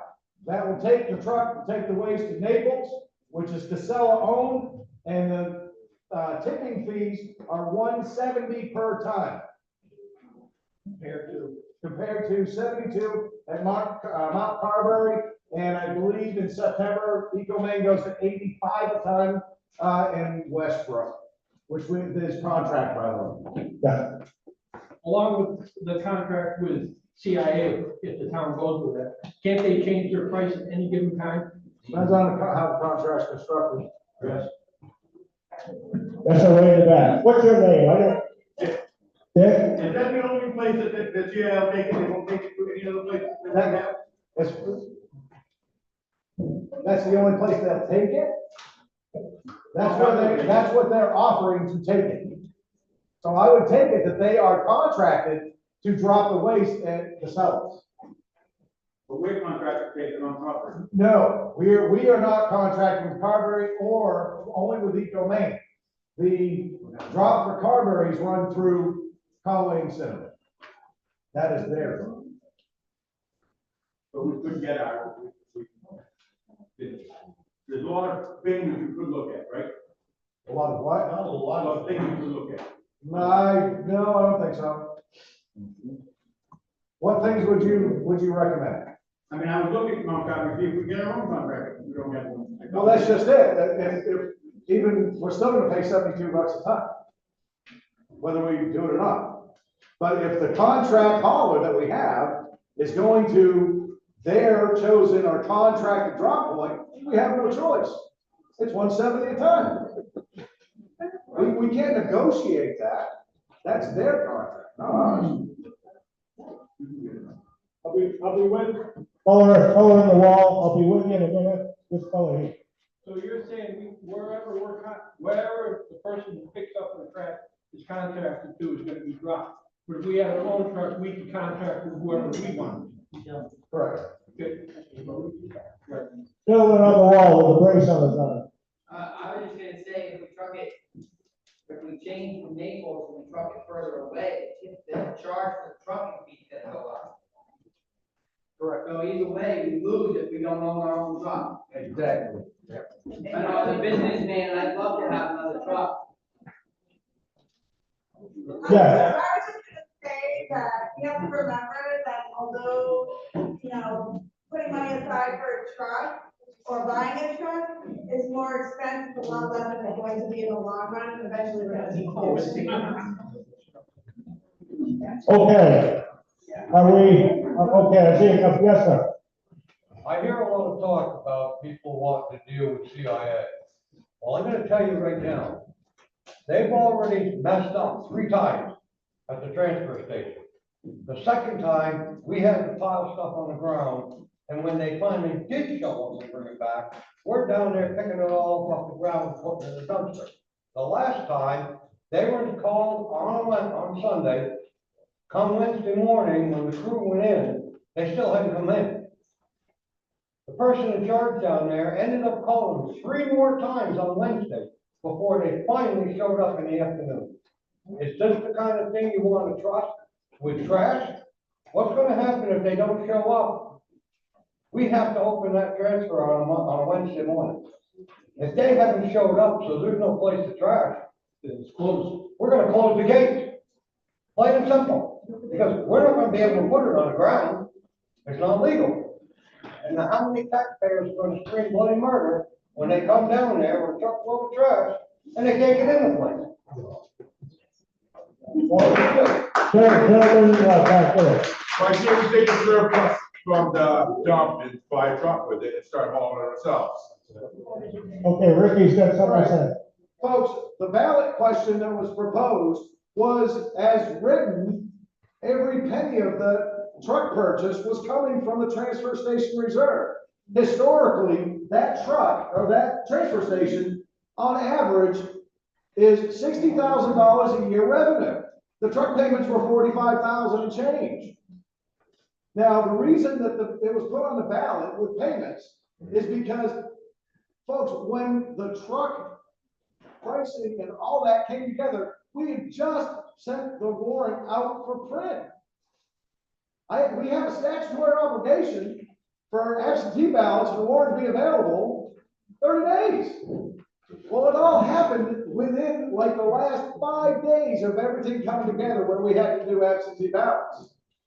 So in order to be fair, we held a public hearing, we held an informational meeting, which by the way, the informational meeting, 9 people attended, and then the public hearing, 11. Am I right in my numbers, Frank? Now, out of that, we broke it down to everybody. Look, this is what we're doing. This is what we'd like to do so that we have control of contract price. There is no risk of increase. Now, currently, if we go from 320 to 700, that's more than double. If we go the other way, yeah, the trucking's 275 per trip, but it's 170 a ton. So where's our savings? So that's the reason why we did the ballot question, was to get it out there, because I didn't have the time to get it in the warrant. But the question was posed at the informational meeting: should the select board just make a majority motion at a selectmen's meeting to purchase the truck for $225 outright out of transfer station reserve? We did not have majority vote. It was to go to the taxpayers. Let them decide. Folks, you decided. We do not have the vote to purchase a truck. So we can do it. The transfer station makes 60 grand a year revenue. We're gonna put $15,000 average back into the reserve account of the transfer station and save even if we were to buy the truck and add another body, we're gonna save 30,000 right off the top. I know, but the way it was presented is very confusing, because the offset was like a few $1,000s either way for paying for a truck or paying tipping and everything right now. So the way it was presented, so if you told me that we were gonna spend 120 towards the truck, we weren't gonna finance 20,000 on it and pay for the truck straight out, that makes more sense. Doesn't it? Rick, you want? Yeah. Go ahead. I just want to say that there's a lot of work goes into this budget. And we have those public hearings, no one shows up, and now you come in here and what you're trying to do is create a budget that you don't know anything about. Right. I'm just saying, what was on the ballot was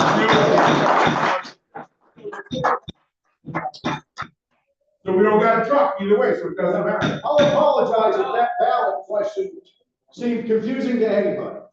But if you just do the math, $65,000 up front out of the transfer station reserve account, and then 3 following payments of 45 grand and change, do the math. We're all adults, you all balance a checkbook, you write checks, you use an ATM, you count your money, you put it in your pocket.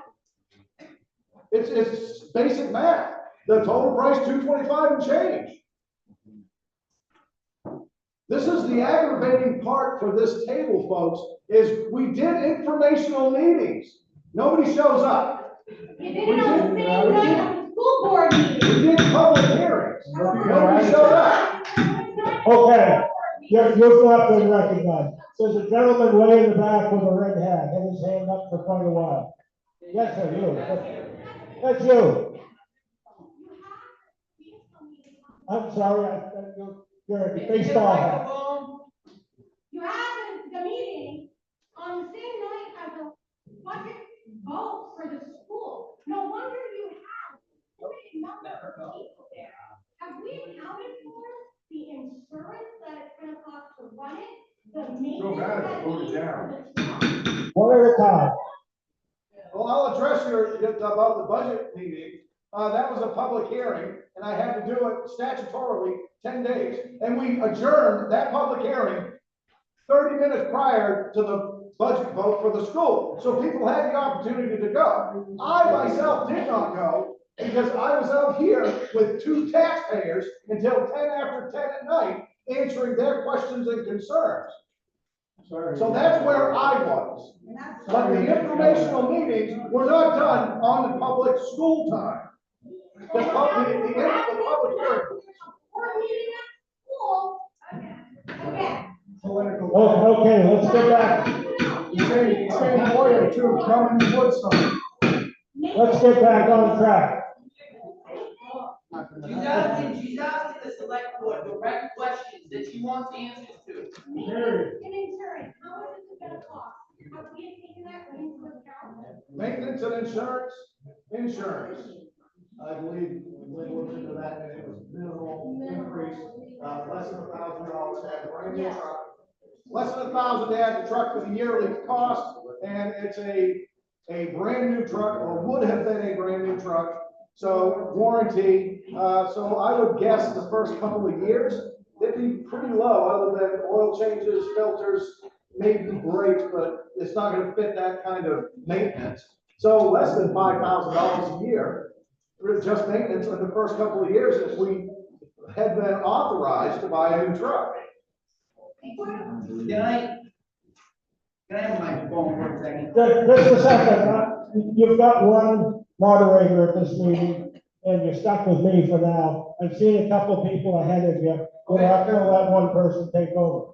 The woman in the stage green sweater. Good, no?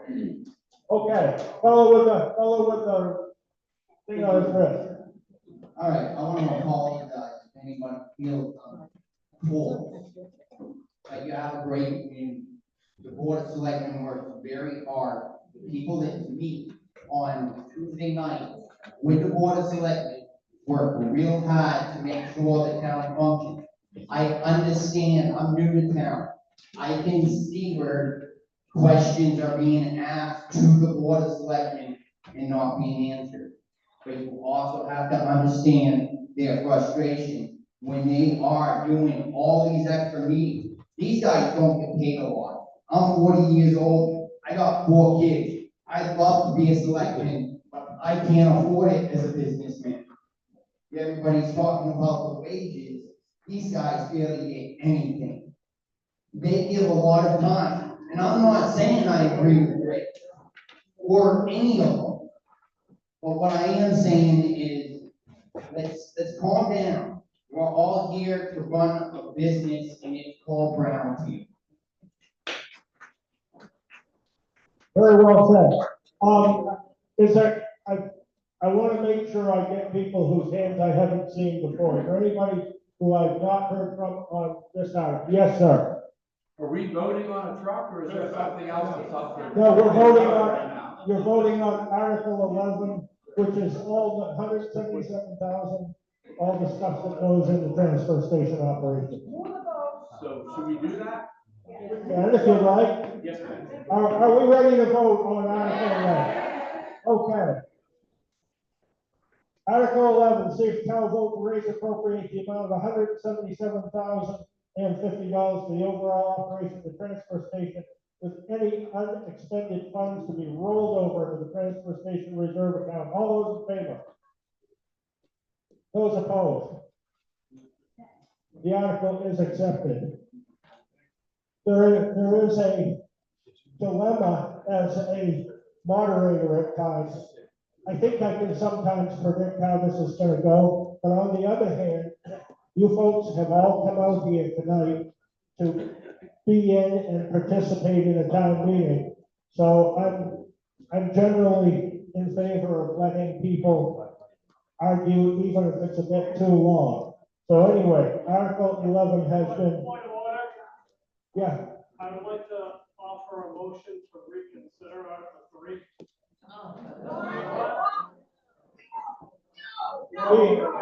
The article has had a motion to reconsider, and it was not accepted. I rule the motion to reconsider out of order. We will go to Article 12, to see if the town will vote to raise and appropriate the amount of $12,590 for the planning board expenses and to create a reserve account for any unexpended funds. Is there a motion? Moved and seconded. Questions, comments, discussion? Hearing none, all those in favor of Article 12 as presented. Those opposed? Article 12 is accepted. Take the page. Article 13, see if town will vote to raise and appropriate the amount of $28,570 for the assessing department expenses. So moved. Second. Moved and seconded, discussion. Hearing none, all those in favor of Article 13 as presented? Those opposed? Article 13 is accepted. Article 14, see if the town vote to raise and appropriate the amount of $4,990 for the operational expenses of the code enforcement office and to create a reserve account for any unexpended funds. So moved. Second. Moved and seconded, discussion. Hearing none, all those in favor of Article 14 as presented? Those opposed? 14 is accepted. Article 15, see if the town vote to raise and appropriate the amount of $38,600 for the upkeep and maintenance at the Brownfield Community Center and to create a reserve account for any unexpended funds. So moved. Second. Moved and seconded, discussion. Hearing none, all those in favor of Article 15 as presented? Those opposed? 15 is accepted. Article 16, see if town vote to raise and appropriate the amount of $19,240 for recreation department expenses and to create a reserve account for any unexpended funds. So moved. Second. Moved and seconded, discussion. Hearing none, all those in favor of Article 16 as presented? Those opposed? 16 is accepted. Article 17, to see if town vote to raise and appropriate up to $24,800 for a tractor and the implements for the upkeep and the maintenance of public works grounds. So moved. Second. Moved and seconded, questions, discussion? Jim, Can that 24 be used, take it from the reserve account? what reserve account do you want to take it from, Jim? You're just creating one just now, we don't have one. Okay, further discussion on Article 17. Hearing none, all those in favor of Article 17 as presented? Those opposed? Article 17 is accepted. Article 18, to see if the, This is moved because we. that's right too. Article 18 is moved, we've already dealt with it yesterday. We will move on, so Article 18 has been struck. Article 19. Wait, I thought that was only strong against the upper half. No. No, you can still authorize you guys to do that. Hold on. Where we had a ballot question and a for the same. I don't want to. I don't have to. There we go. All right.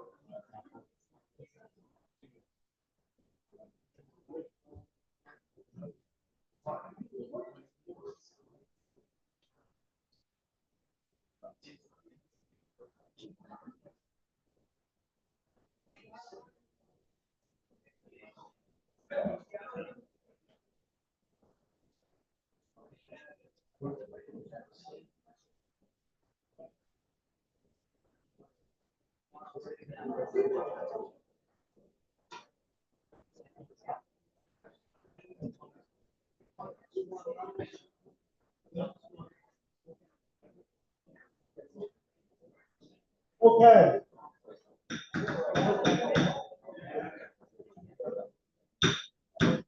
We can come back into order. Okay. We will look at Article 18. And it may be moved, but I will have the selectmen give an explanation. All right, just let me, I have to state the article before you. Article 18, to see if the town will authorize the purchase of a roll-off truck by utilizing the transfer station reserve funds up to $120,000. Okay, Rick, your explanation. The reason I had said to strike Article 18 is because I don't know the legal ramification of having two articles. Article 1 on the ballot, asking the same question as Article 18, just a different monetary amount from the same account. However, the select board, majority, would like to move forward with this. So, there you go, folks. There's your explanation. Can we hear the vote for the record, or is that not appropriate at town meeting? Well, it's majority vote, so it's 2-1. Okay. Would the select board like to make a recommendation? No. I'll make a recommendation that we go ahead with that inflation as written. Okay. These, Let me explain that for a minute. I don't know, we have put a lot of work in looking into the cost of, the trucking, that's why we asked for a truck to start with. And I used to be the public works director for a long time. Yeah, for a long time. But not too long, I can't remember the year, but. I'm gonna say 68, 8 years ago, the transfer station budget was like $80,000. Take a look at what it is now. It's, 177. Same population. 177, so everything's going up and up and up. We have no control. We're trying to get some control of it. That's what we're trying to do.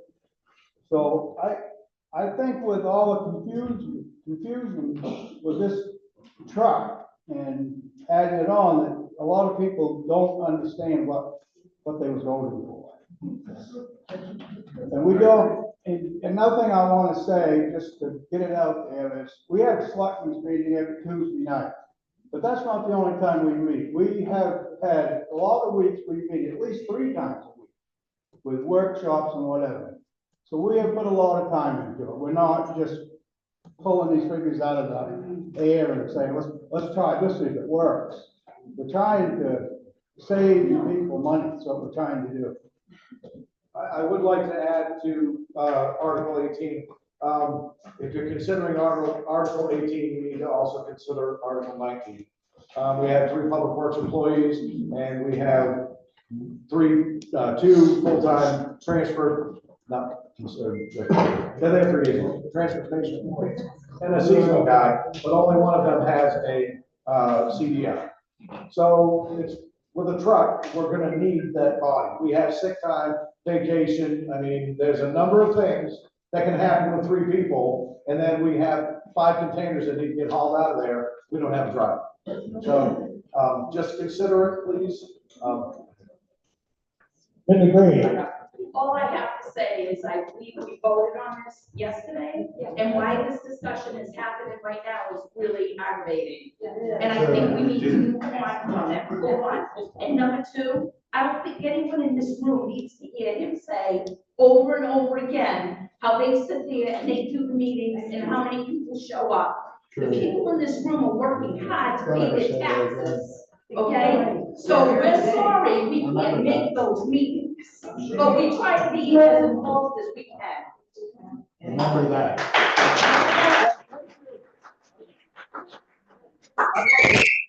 You know what? I'm a business owner, I'm a Honestly, taxpayer as well, and I put a that amount of time honestly, into. your arrogance, I can't take, so. Okay, one person's gonna be talking at a time. Hey, Yeah. just a second, I got a couple ahead of you there, okay? Lady in the blue, wait, yes, you, yes. Yeah, no, behind you, you've already spoken. Just a second, one person at a time, I've recognized the lady in the blue who's standing. A lot more people voted yesterday, it didn't even come possibly tonight, because they believe that their vote yesterday meant something. Now, seems to satisfy some who agreed earlier tonight that it was stricken, it's back, and that seems very, very immoral at the least. Okay, you sir with the camera, you keep talking and you're not allowed to talk out of turn. Please remain silent. Okay, let me see. Somebody, I'm looking for somebody I haven't heard. You may have information on it, yeah. Yeah, Bill. Okay, just Briefly, please. the people that are arguing over this, it was a 2-1 vote. Rick did vote for it. He said no, because he feels it's a legal matter. The other 2 selectmen are the ones that passed it to go on to the 120. So I agree, we did it last night and it failed. So trying to do it again, I think is a legal matter. As your moderator, I will tell you that I am not sure how legally this would come out. I am not a lawyer. I am unable to offer competent legal advice, nor would I attempt to. Again, you do what you want to do. You may not have heard the end of it either way. The fellow with the B on his hat. Regardless of how this article turns out, I have a question. What is your question? Once we get into July and we have a new select board member, can the select board ultimately decide to buy the truck and move forward with it anyway? I don't believe. Can you? Legally, yes. Majority vote of the select board can expend for equipment or the transfer station out of the transfer station reserve account. Yes, we can. Would we? Is actually the key question. Would you? Would you? No, to answer your question, I really don't know. Pretty contentious article was the ballot that lost by over 30 votes.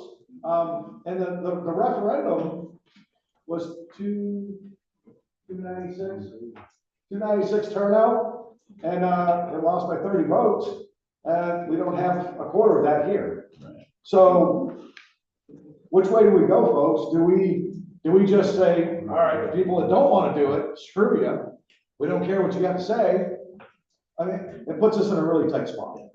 Because adding a truck, if we were to do that July 1st, we're still lacking an employee. So what do? We could do a referendum in November. 90 days from today, we can hold a special town meeting, or wait till the November referendum. But we already have to have the counters and the elections folks there anyway. So we would save the money of holding a special town meeting, and we could do a local ballot. Yes, 100%. But those questions right there, that's what we deal with every week, and it's really hard to make sound, conscious decisions that affect 1,700, not 5. And it's difficult. All in the blue tech shirt, yes, sir. No, Rick, would you address that unsolicited mailing figures about the and where those figures actually voted from that mailing and those figures? Was that legal? I will answer the legal question of that. Yeah, go ahead, Brett. No, The legal portion of that, yes. At no time, the submitter posted that it was the Board of Selectmen or the town of Brownfield, done as a taxpayer and a citizen. So, yes, legal. As far as the numbers, don't know. Didn't agree with them. However, it is what it is. The Board of Selectmen don't have control over who mails what. So, the person that did send it, if that person so wants to address us, so be it, moderator. Yeah, I'm one person. Yeah, Rich. Yeah, just some history on everything about the truck, okay? First, the warrant was issued to allow some money, which we're voting on now, to purchase a truck. Then, all of a sudden, we were contacted by Freightliner of Westbrook, Maine. They had a truck for sale. So then it was proposed, well, it looks like a good deal. But that's not the way the process works. The process works is that we should study what we want to purchase. We get 3 bids, and then we present it to the legislative body, which is the town. And then the town decides which bid they want or whatever. But we felt pressured, some of us felt pressured, because there was a truck available now that might be the time to purchase it. My feeling was, and I wrote the thing out at the mailing, I'm the mailing guy, that it should go, like I put in the mailing, out to bid first, further study. We can do a year with CIA or whoever and do a study and get some bids out, and then decide who we want to buy it from, what's the cheapest. We don't know if there's cheaper trucks out there or not, because we haven't suggested anything. I went down to Westbrook and looked at the truck, and I got the sheet on it, spec sheet and everything else. But, you know, that doesn't mean there's other trucks out there that are worth, you know, less money. So as far as the process of the numbers I put out there on the purchase, we got a worksheet from Lynn, the treasurer, which is real handy, and she compared the 3 options. One was North Conway Incinerator, one was CIA, and one was Brownfield hauling cost. The hauling cost, okay? So the bottom line with the employee at 71,833 and all the tipping fees or the disposal was 89,616. So that came to the bottom line of 161,449, which is on here. But it didn't include the cost of the truck or the containers. We need them to haul. So that's why I put the first payment, the first payment of the truck is 65,000, and the cost of the containers added to the 161,449, which come up to 254,700. Now, the second, third, and fourth, and fifth year, of course, it's going to drop. The payment for each year is not 65,000; it's 45,283, and we don't have to buy any more containers. So that comes to 206,733 for those remaining 4 years after the initial thing. So that's why the numbers seem different than what was offered. But my numbers include the first year cost of the truck, whether it comes out of, whether we got it in our pocket or whether wherever we get it, it's a cost. Doesn't matter where you take it from, whether we have it as savings or we have to raise it, it's a cost. And so is it the cost of the containers, a cost, no matter where the money comes from. And whatever money is in the town is your money, okay? It's not the town's money, it's your money. And whatever you vote on for money on here, you're gonna remember you're reaching in your pocket and pulling it out, and you're reaching in your neighbor's pocket and pulling it out, and they're doing the same to you, which is okay. You know, it's justifiable. You know, people work on things to make things presentable to the best of their ability. I mean, that's all we can do. And that's all I did with the mailing, to give information. I didn't mail out that mailing. There's nothing negative in it, like which was suggested. There's nothing detrimental to anybody, which was not suggested. But I just mailed it out as an informational purpose to help people make a decision with the meeting. That's all.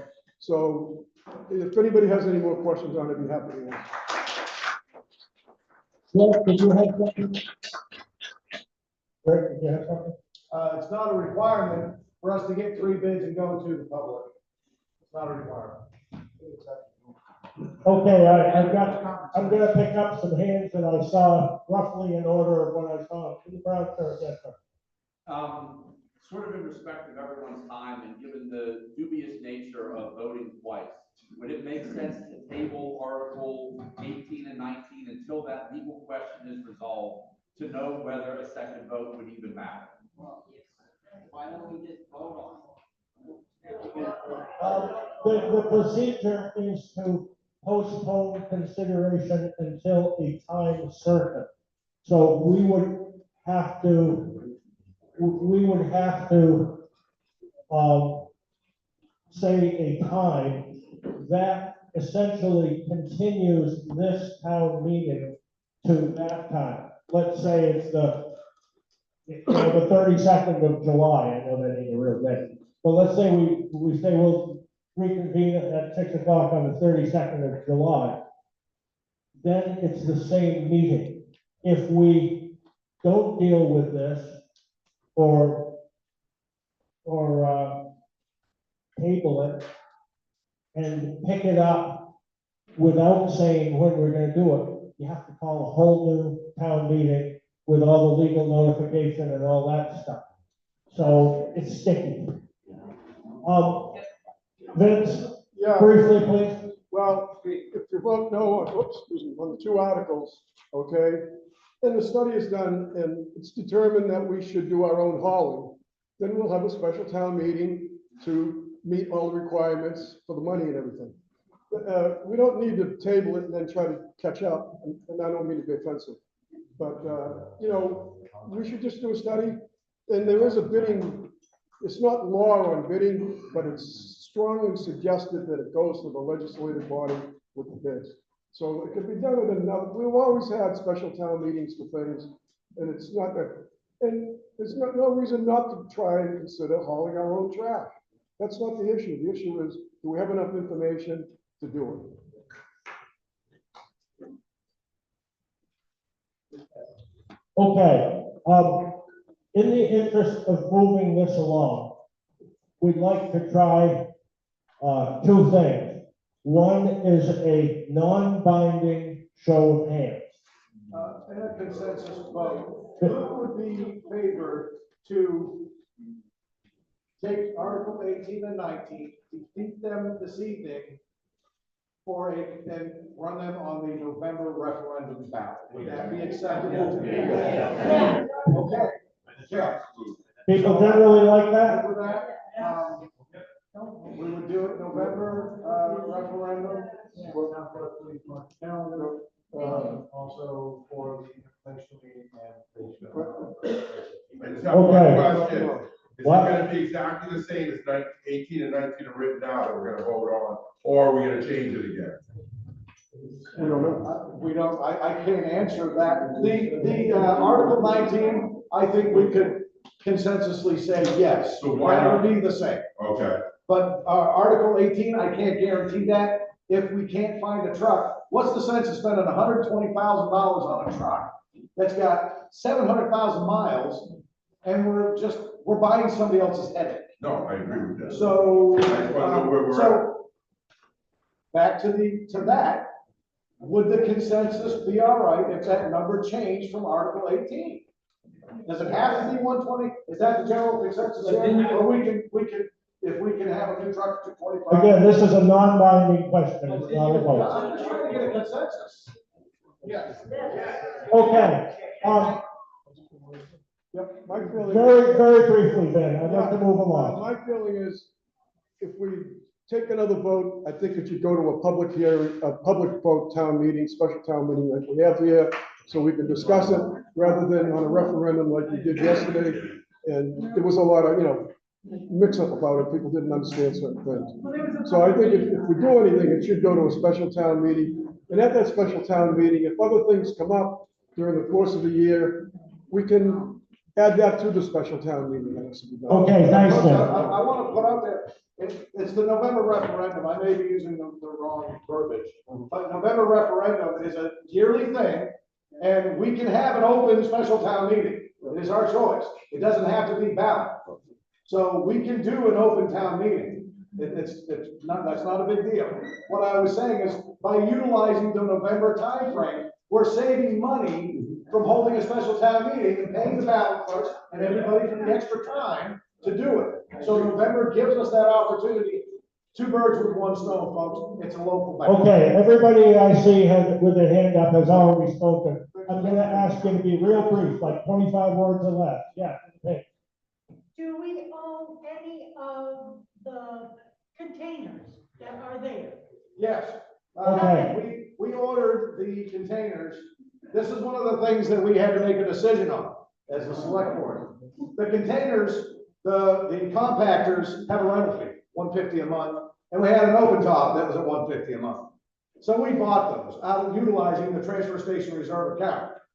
So by doing that, we own all the containers. Okay. Okay. Now, if we were to continue with Conway Incinerator, we may never see them again. They're gonna go through a rotation. CIA says the same thing. They'll bring them right back, but there's no guarantee. So that's why if we have our own truck, we own our own containers, we don't have that additional fee. Okay, thank you. Okay, please, real brief. One of the key things, I'm putting a referendum, okay, and you'll move it out. But one of the things you have to understand, the 120, and you take the 57 you already voted for trucking, it brings the truck down to very minimal amount payment. You can do it 3 years if you want to, and get it done over with the paperwork.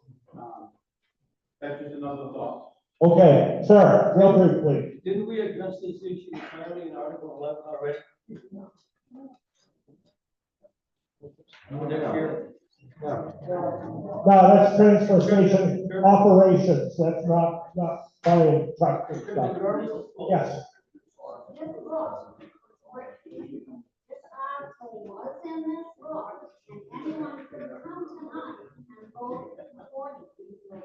Those of us that came thinking that we were going to be voting on articles should have a chance to vote on it. I personally was against buying a truck. However, I do know the prices of vehicles, and that's not a bad price for what we get. So I think that people should consider voting on it, either up or down, put it to bed. Okay, is there anybody here who doesn't know how they're going to vote on Article 18? I have one. Very brief. Very brief. I thought we all came out last night to vote on this, Article 1. There's gonna be a lot of upset taxpayers. They're trying to have this thing, we really that, that's why it is going up. You need a lot of things. I need a lot of things, but right at the moment, I think the people spoke last night, they don't truck right now. Whether you took that car before the hog, you already bought the container, now you don't have to, now you gotta hire a truck driver to see the other side. Okay, we got it, thank you. This gentleman, real brief. So everybody, I think that, the trucking is very confusing for all of us, okay? I think Rick though is doing the right thing by pushing this in November, let's look at further numbers before we have to look, we shouldn't have to look at that. It was voted last night, it really makes no sense at all, Okay. Rick is, they're all doing a very good job of trying to clean these numbers, but it was rushed, as he said, therefore we don't have the full cost of fuel, insurance, all this stuff. We need that before we actually make a vote. It was voted down last night, I think that's only fair to the whole public, like, you can't even fit 300 people in here. They voted last night. Okay, very good. Point well made. Okay, are we ready to vote on Article 18? Okay, all those in favor of Article 18, see if the town vote to authorize purchase of a roll-off truck by usual one.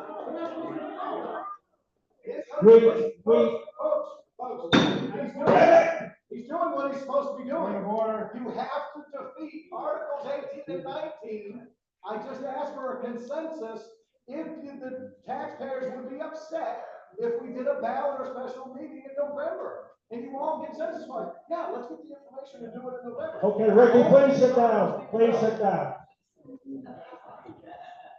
The deputy's gonna be real busy pretty soon if things don't quiet down. I'd like to send him home real bored.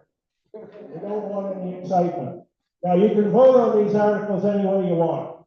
Article 18, to see if the town will authorize the purchase of a roll-off truck by utilizing the transfer station reserve funds up to $120,000. All those in favor?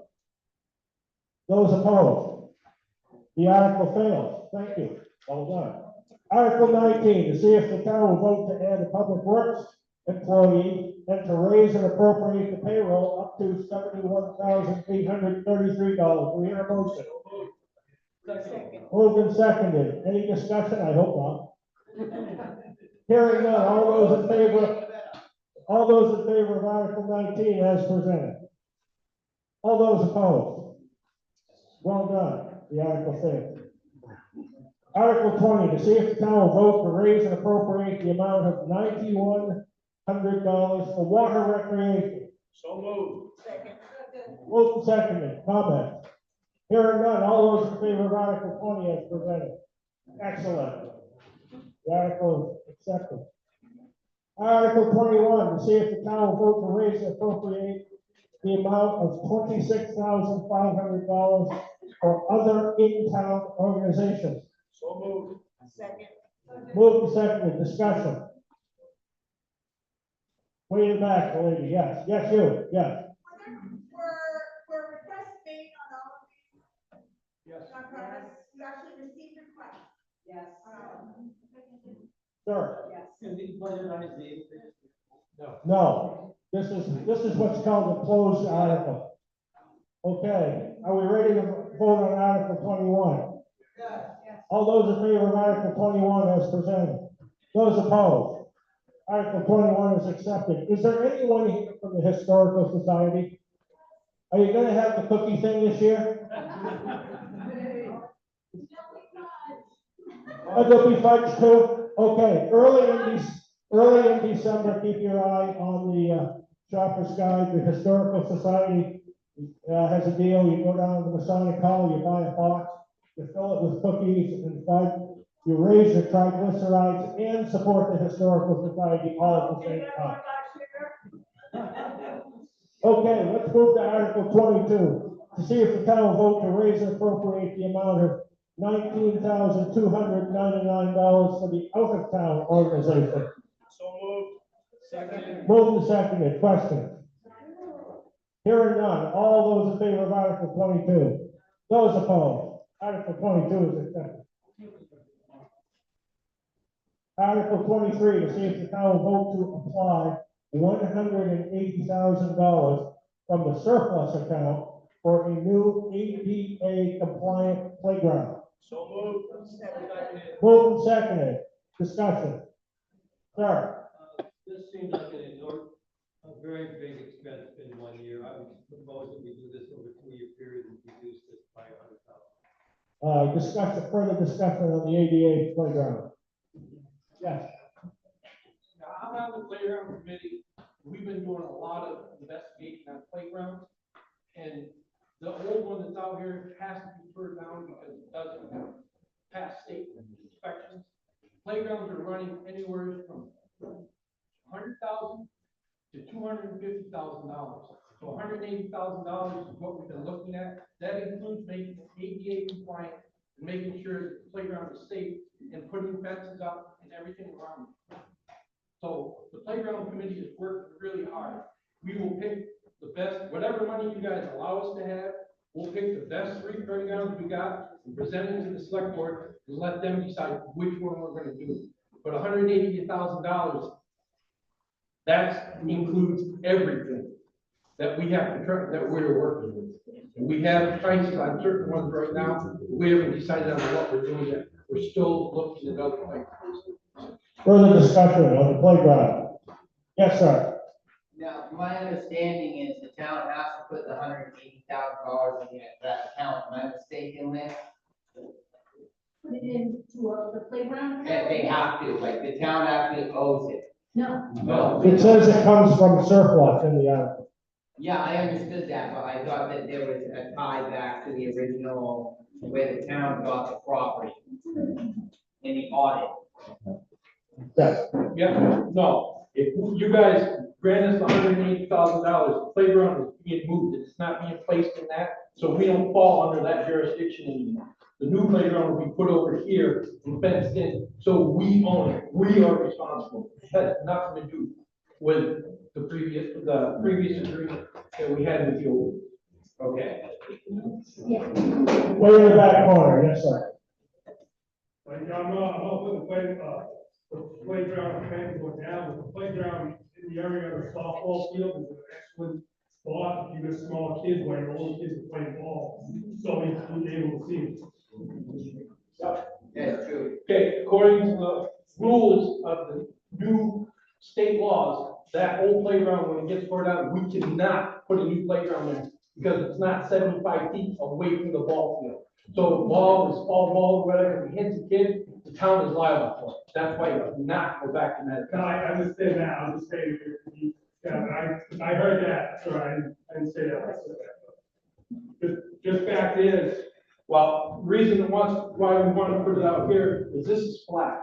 If we put it anywhere else, then we're costing money to have the ground leveled out, drainage put in, then the playground. So out of that $180,000, you're gonna take probably between $30,000 to $50,000 right away from us to have that whole groundwork done. Okay, let's just got talking. Yeah, I just, Michelle's the head of the playground committee, she's the chairwoman, and I just like the clarification, like, if we can take a major portion of this money now, spend it now to become ADA compliant, and then would we be eligible to apply for a grant in the spring for additional monies? Grant from who? Well, there was mention at one of the meetings that it's possible to get a grant, I think, with any agencies. But that's just an option, it might be, I don't know, or we might have to take all the money now, but just, if you have the information. The grant portion, that he's referring to, it was part of a state, but there's a 50% buy-in. It's a 2-year process before award, and 65,000 is the max. But we have to, it's 50% buy-in. We have to have 65,000 put up. So, and on that subject, if we were to do the state grant, we're on the hook for state inspections and accountability. So, you might want to think about that. Thanks, sir. Just a second. Yes, I haven't heard from you for a while. Yes, you. I'm also on the playground committee, and another thing I just wanted to bring up. Please speak right up, tell her right out. Is to emphasize, how important it is to us to emphasize, how important it is to us to have maintenance, voluntary state inspections, that sort of thing, all planned out. Like, if you're not just looking at getting a playground, we don't want history to repeat itself with another playground falling into disrepair because it wasn't taken care of, or the ball was dropped after the chain of command. That should be taken care of it. So just to maybe reassure people, or something, that's something maybe you thought of, we're also putting high priority on making sure that plans are in place to keep whatever we get, for our children maintained and safe, for them at all times. Anything else? Yeah. I just want to say I'm very disappointed in the former board that included our chief selectman, Rick Emery, who dropped the ball on that part and never spent the funds to fix it up, left it hanging intentionally. And I'd also like to know, where did all the funds go that was supposed to keep that up to date? And they just said that the state would be inspecting it if it was a grant like that one. I'd like those answers. Any further questions or comments on the playground proposal? What? I saw this hand first, and then we're gonna move the question. Can we move the question and vote on it? I'd sure like to. Okay, Article 23. Again, this is your town meeting. We get to hash this out, or you do. Article 23, see if the town will vote to apply $180,000 from the surplus account for a new ADA compliant playground. All those in favor? Those opposed? The article is accepted as presented. Article 24, see if the town will vote to roll over any unexpended health insurance premiums to be kept in a healthcare account to help offset future premium increases until rescinded. So moved. Moved and seconded. Discussion. Is this a new amendment? Was this on last year's budget? Is this a new, If the gentleman asked if this is a new article. No, it's every year. We ask every year. The reason that says until rescinded is because it's a repeat article. We're doing it. Thank you. Further discussion on Article 24. Hearing none, all those in favor of Article 24? Those opposed? Article 24 is accepted. Article 25, getting into the boilerplate. Article 25, see if the town will vote to charge 7.5% interest annually on taxes owed to the town not paid by November 15, 2025 and May 15, 2026. We have a motion. Yeah, I want to. Moved and seconded, Vince. Well, I wanted to amend the article. Well, we have to get it on the floor first anyway. Okay. So, we've got it on the floor. Vince, do you want to amend the article? Yeah, every year they come out with 7% or whatever, which is the state maximum allowed. Last year, we brought it down to 5.5%. This year, I'd like to amend the article to bring it down to 5% interest on people who can't pay their taxes, on time, rather than 7.5, or whatever. it is. Okay, it's been moved and seconded to change the interest amount in Article 25 to 5%. We have now discussion on that amendment to change it to 5%. For or against it, what do you say? No, I see a hand here, what do you have to say? Is it simple or compound interest?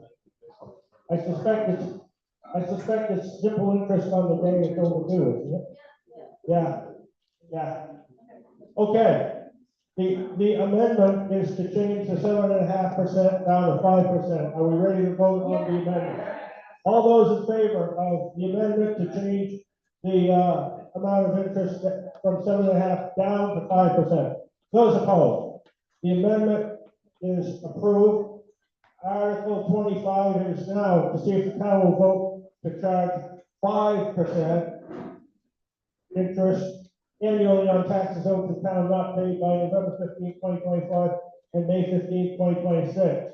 Any further discussion? All those in favor of Article 25 as amended to 5%? Those opposed? The article is accepted. Article 26, to see if the town will vote to set the interest rate paid by the town on abated taxes at 3% for the fiscal year until rescinded. Do we have a motion? So moved. Second. Moved and seconded. Discussion. Hearing none. All those in favor of Article 26 as presented? Them as opposed? Article 26 is accepted. Article 27, to see if the town will vote to authorize the Board of Selectmen to accept and expend any grants in or donations of money or property, providing the donations or grants serve the best interest of the town until rescinded. So moved. Seconded. Moved and seconded. Discussion. Hearing none. All those in favor of Article 27 is presented. Those opposed? 27 is accepted. 28, another boilerplate article. See if the town will vote to authorize the Board of Selectmen to dispose of tax-acquired property by quitclaim deed, number one, in accordance with Title 36, Section 943-C of the Maine Revised Statutes, as may be amended.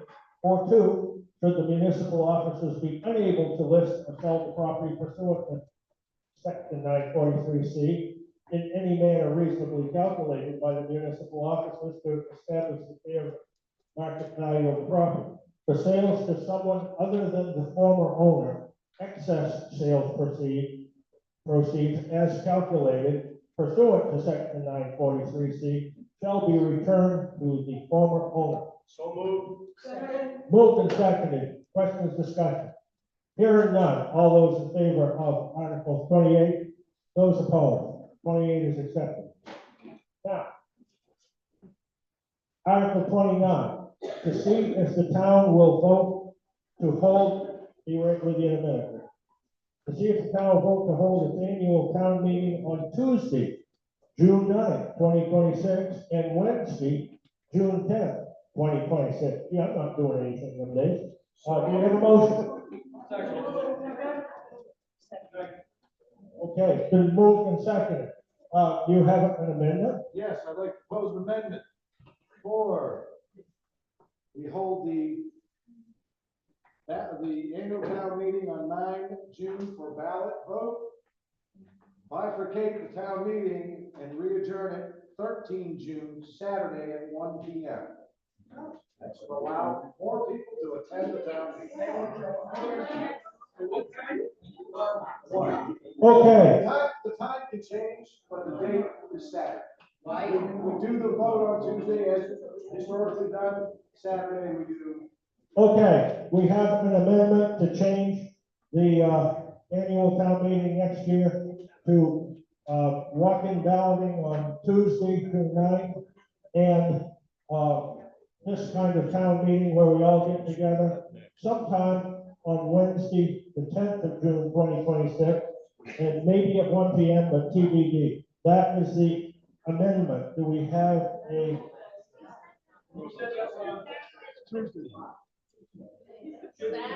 Okay. Yeah. I'm looking at the wrong thing. What time is it?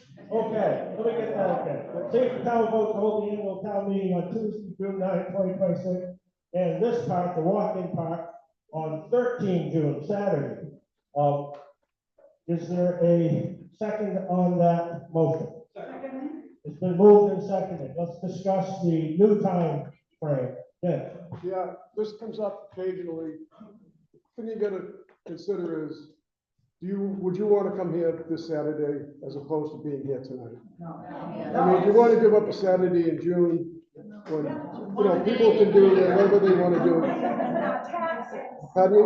It's our taxes. Oh, Yeah, but I'm just saying, that's just a suggestion, something to think about. That's a hypothetical question. You get to answer it later. Yeah, I mean, so that comes up, that's come up previous years, and it used to be on Saturday years ago, but they changed it to Wednesday. But, it all depends if you want to come in on a Saturday, or you rather come in on an evening and get it over with. Okay, further questions, discussion, Eric? Yeah, so people that don't want to take time on Saturday to come in here could possibly consider, if this article is defeated, the possibility of a referendum vote for our town budget on Tuesday, preceded by all notices and hearings required by state law. Further questions, comments on the amendment to the dates of the town meeting? What's that mean? What'd you say, Joe? What's that mean? Okay, we have an amendment on the floor, okay?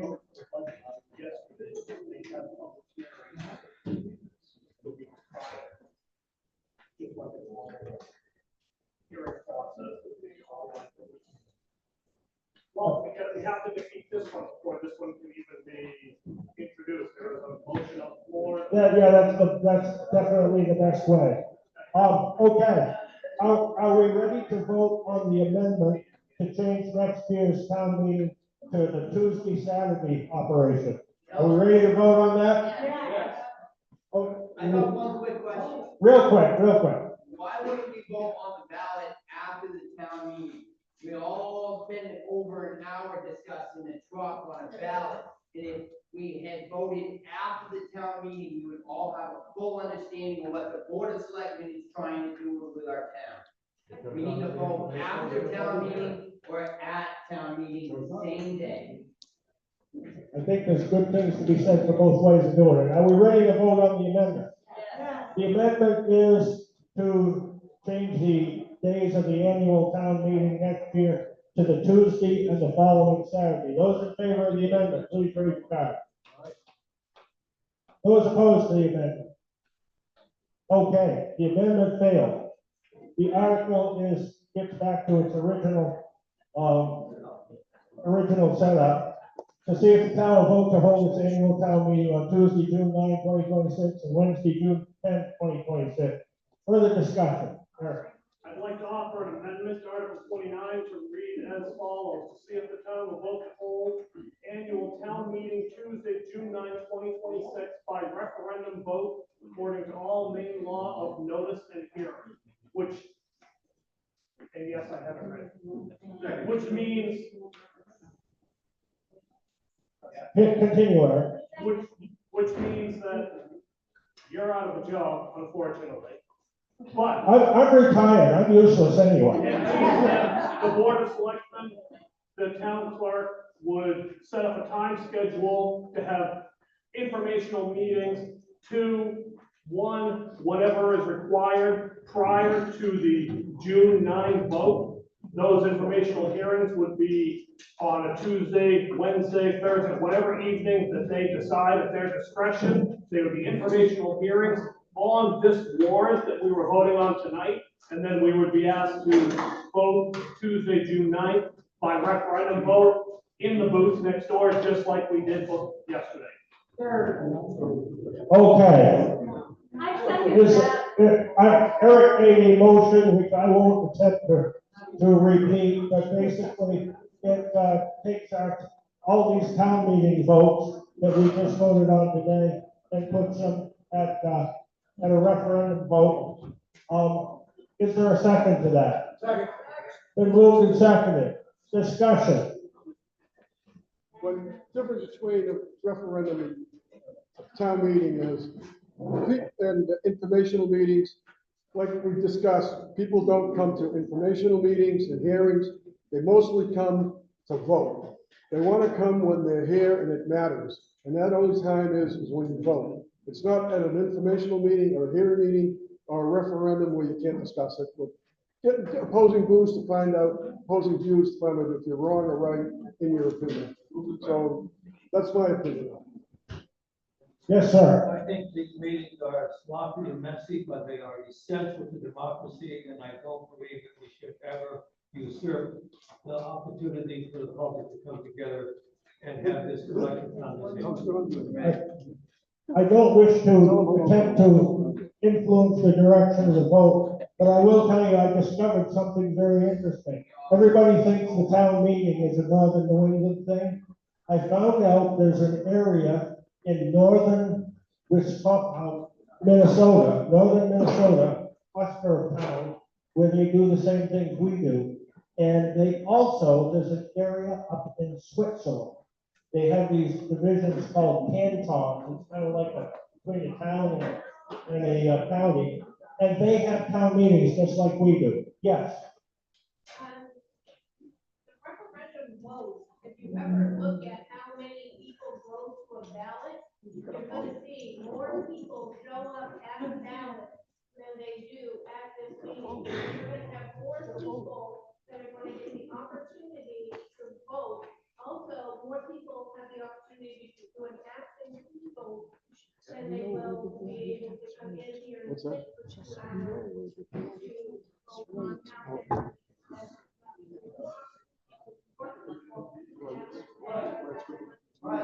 Okay. Thank you. In the blue sweater.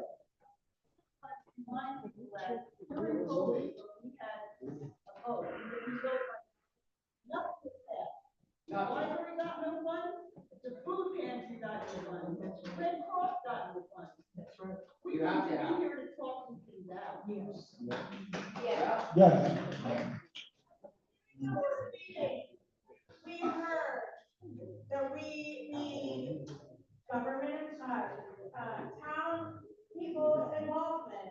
We need to communicate more. People don't know what they're talking about. People don't, so on and so forth. I don't think I need to repeat it. I think my point is something that you all get, because we're all here. So here we are. Now we're gonna have more people voting. Way in the back, in the blue, yeah. Please speak right up.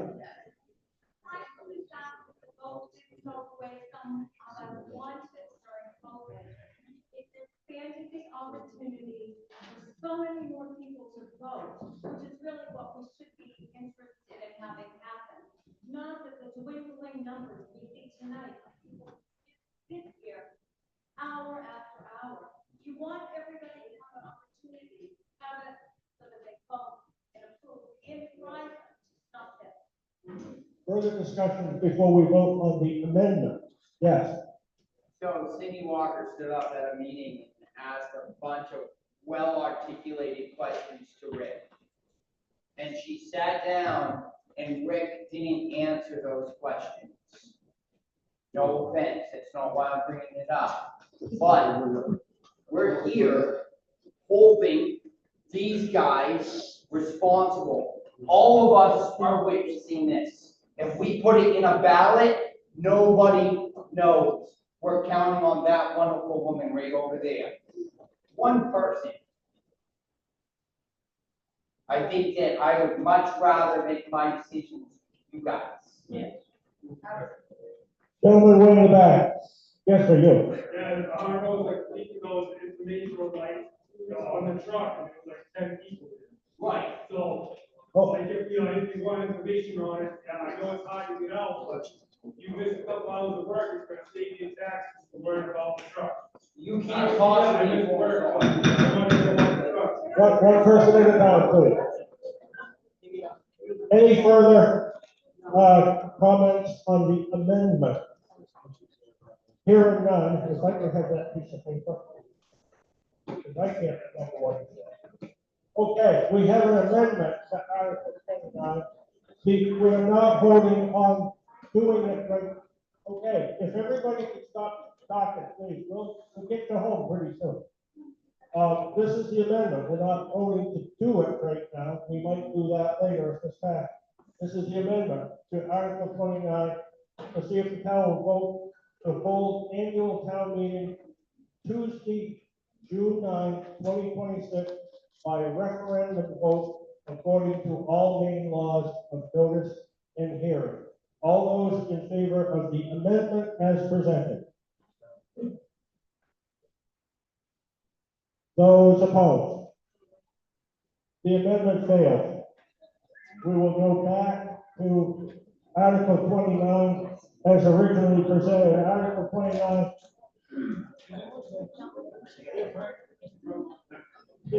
I can't remember now. I'm confused. Did we vote to do Saturday?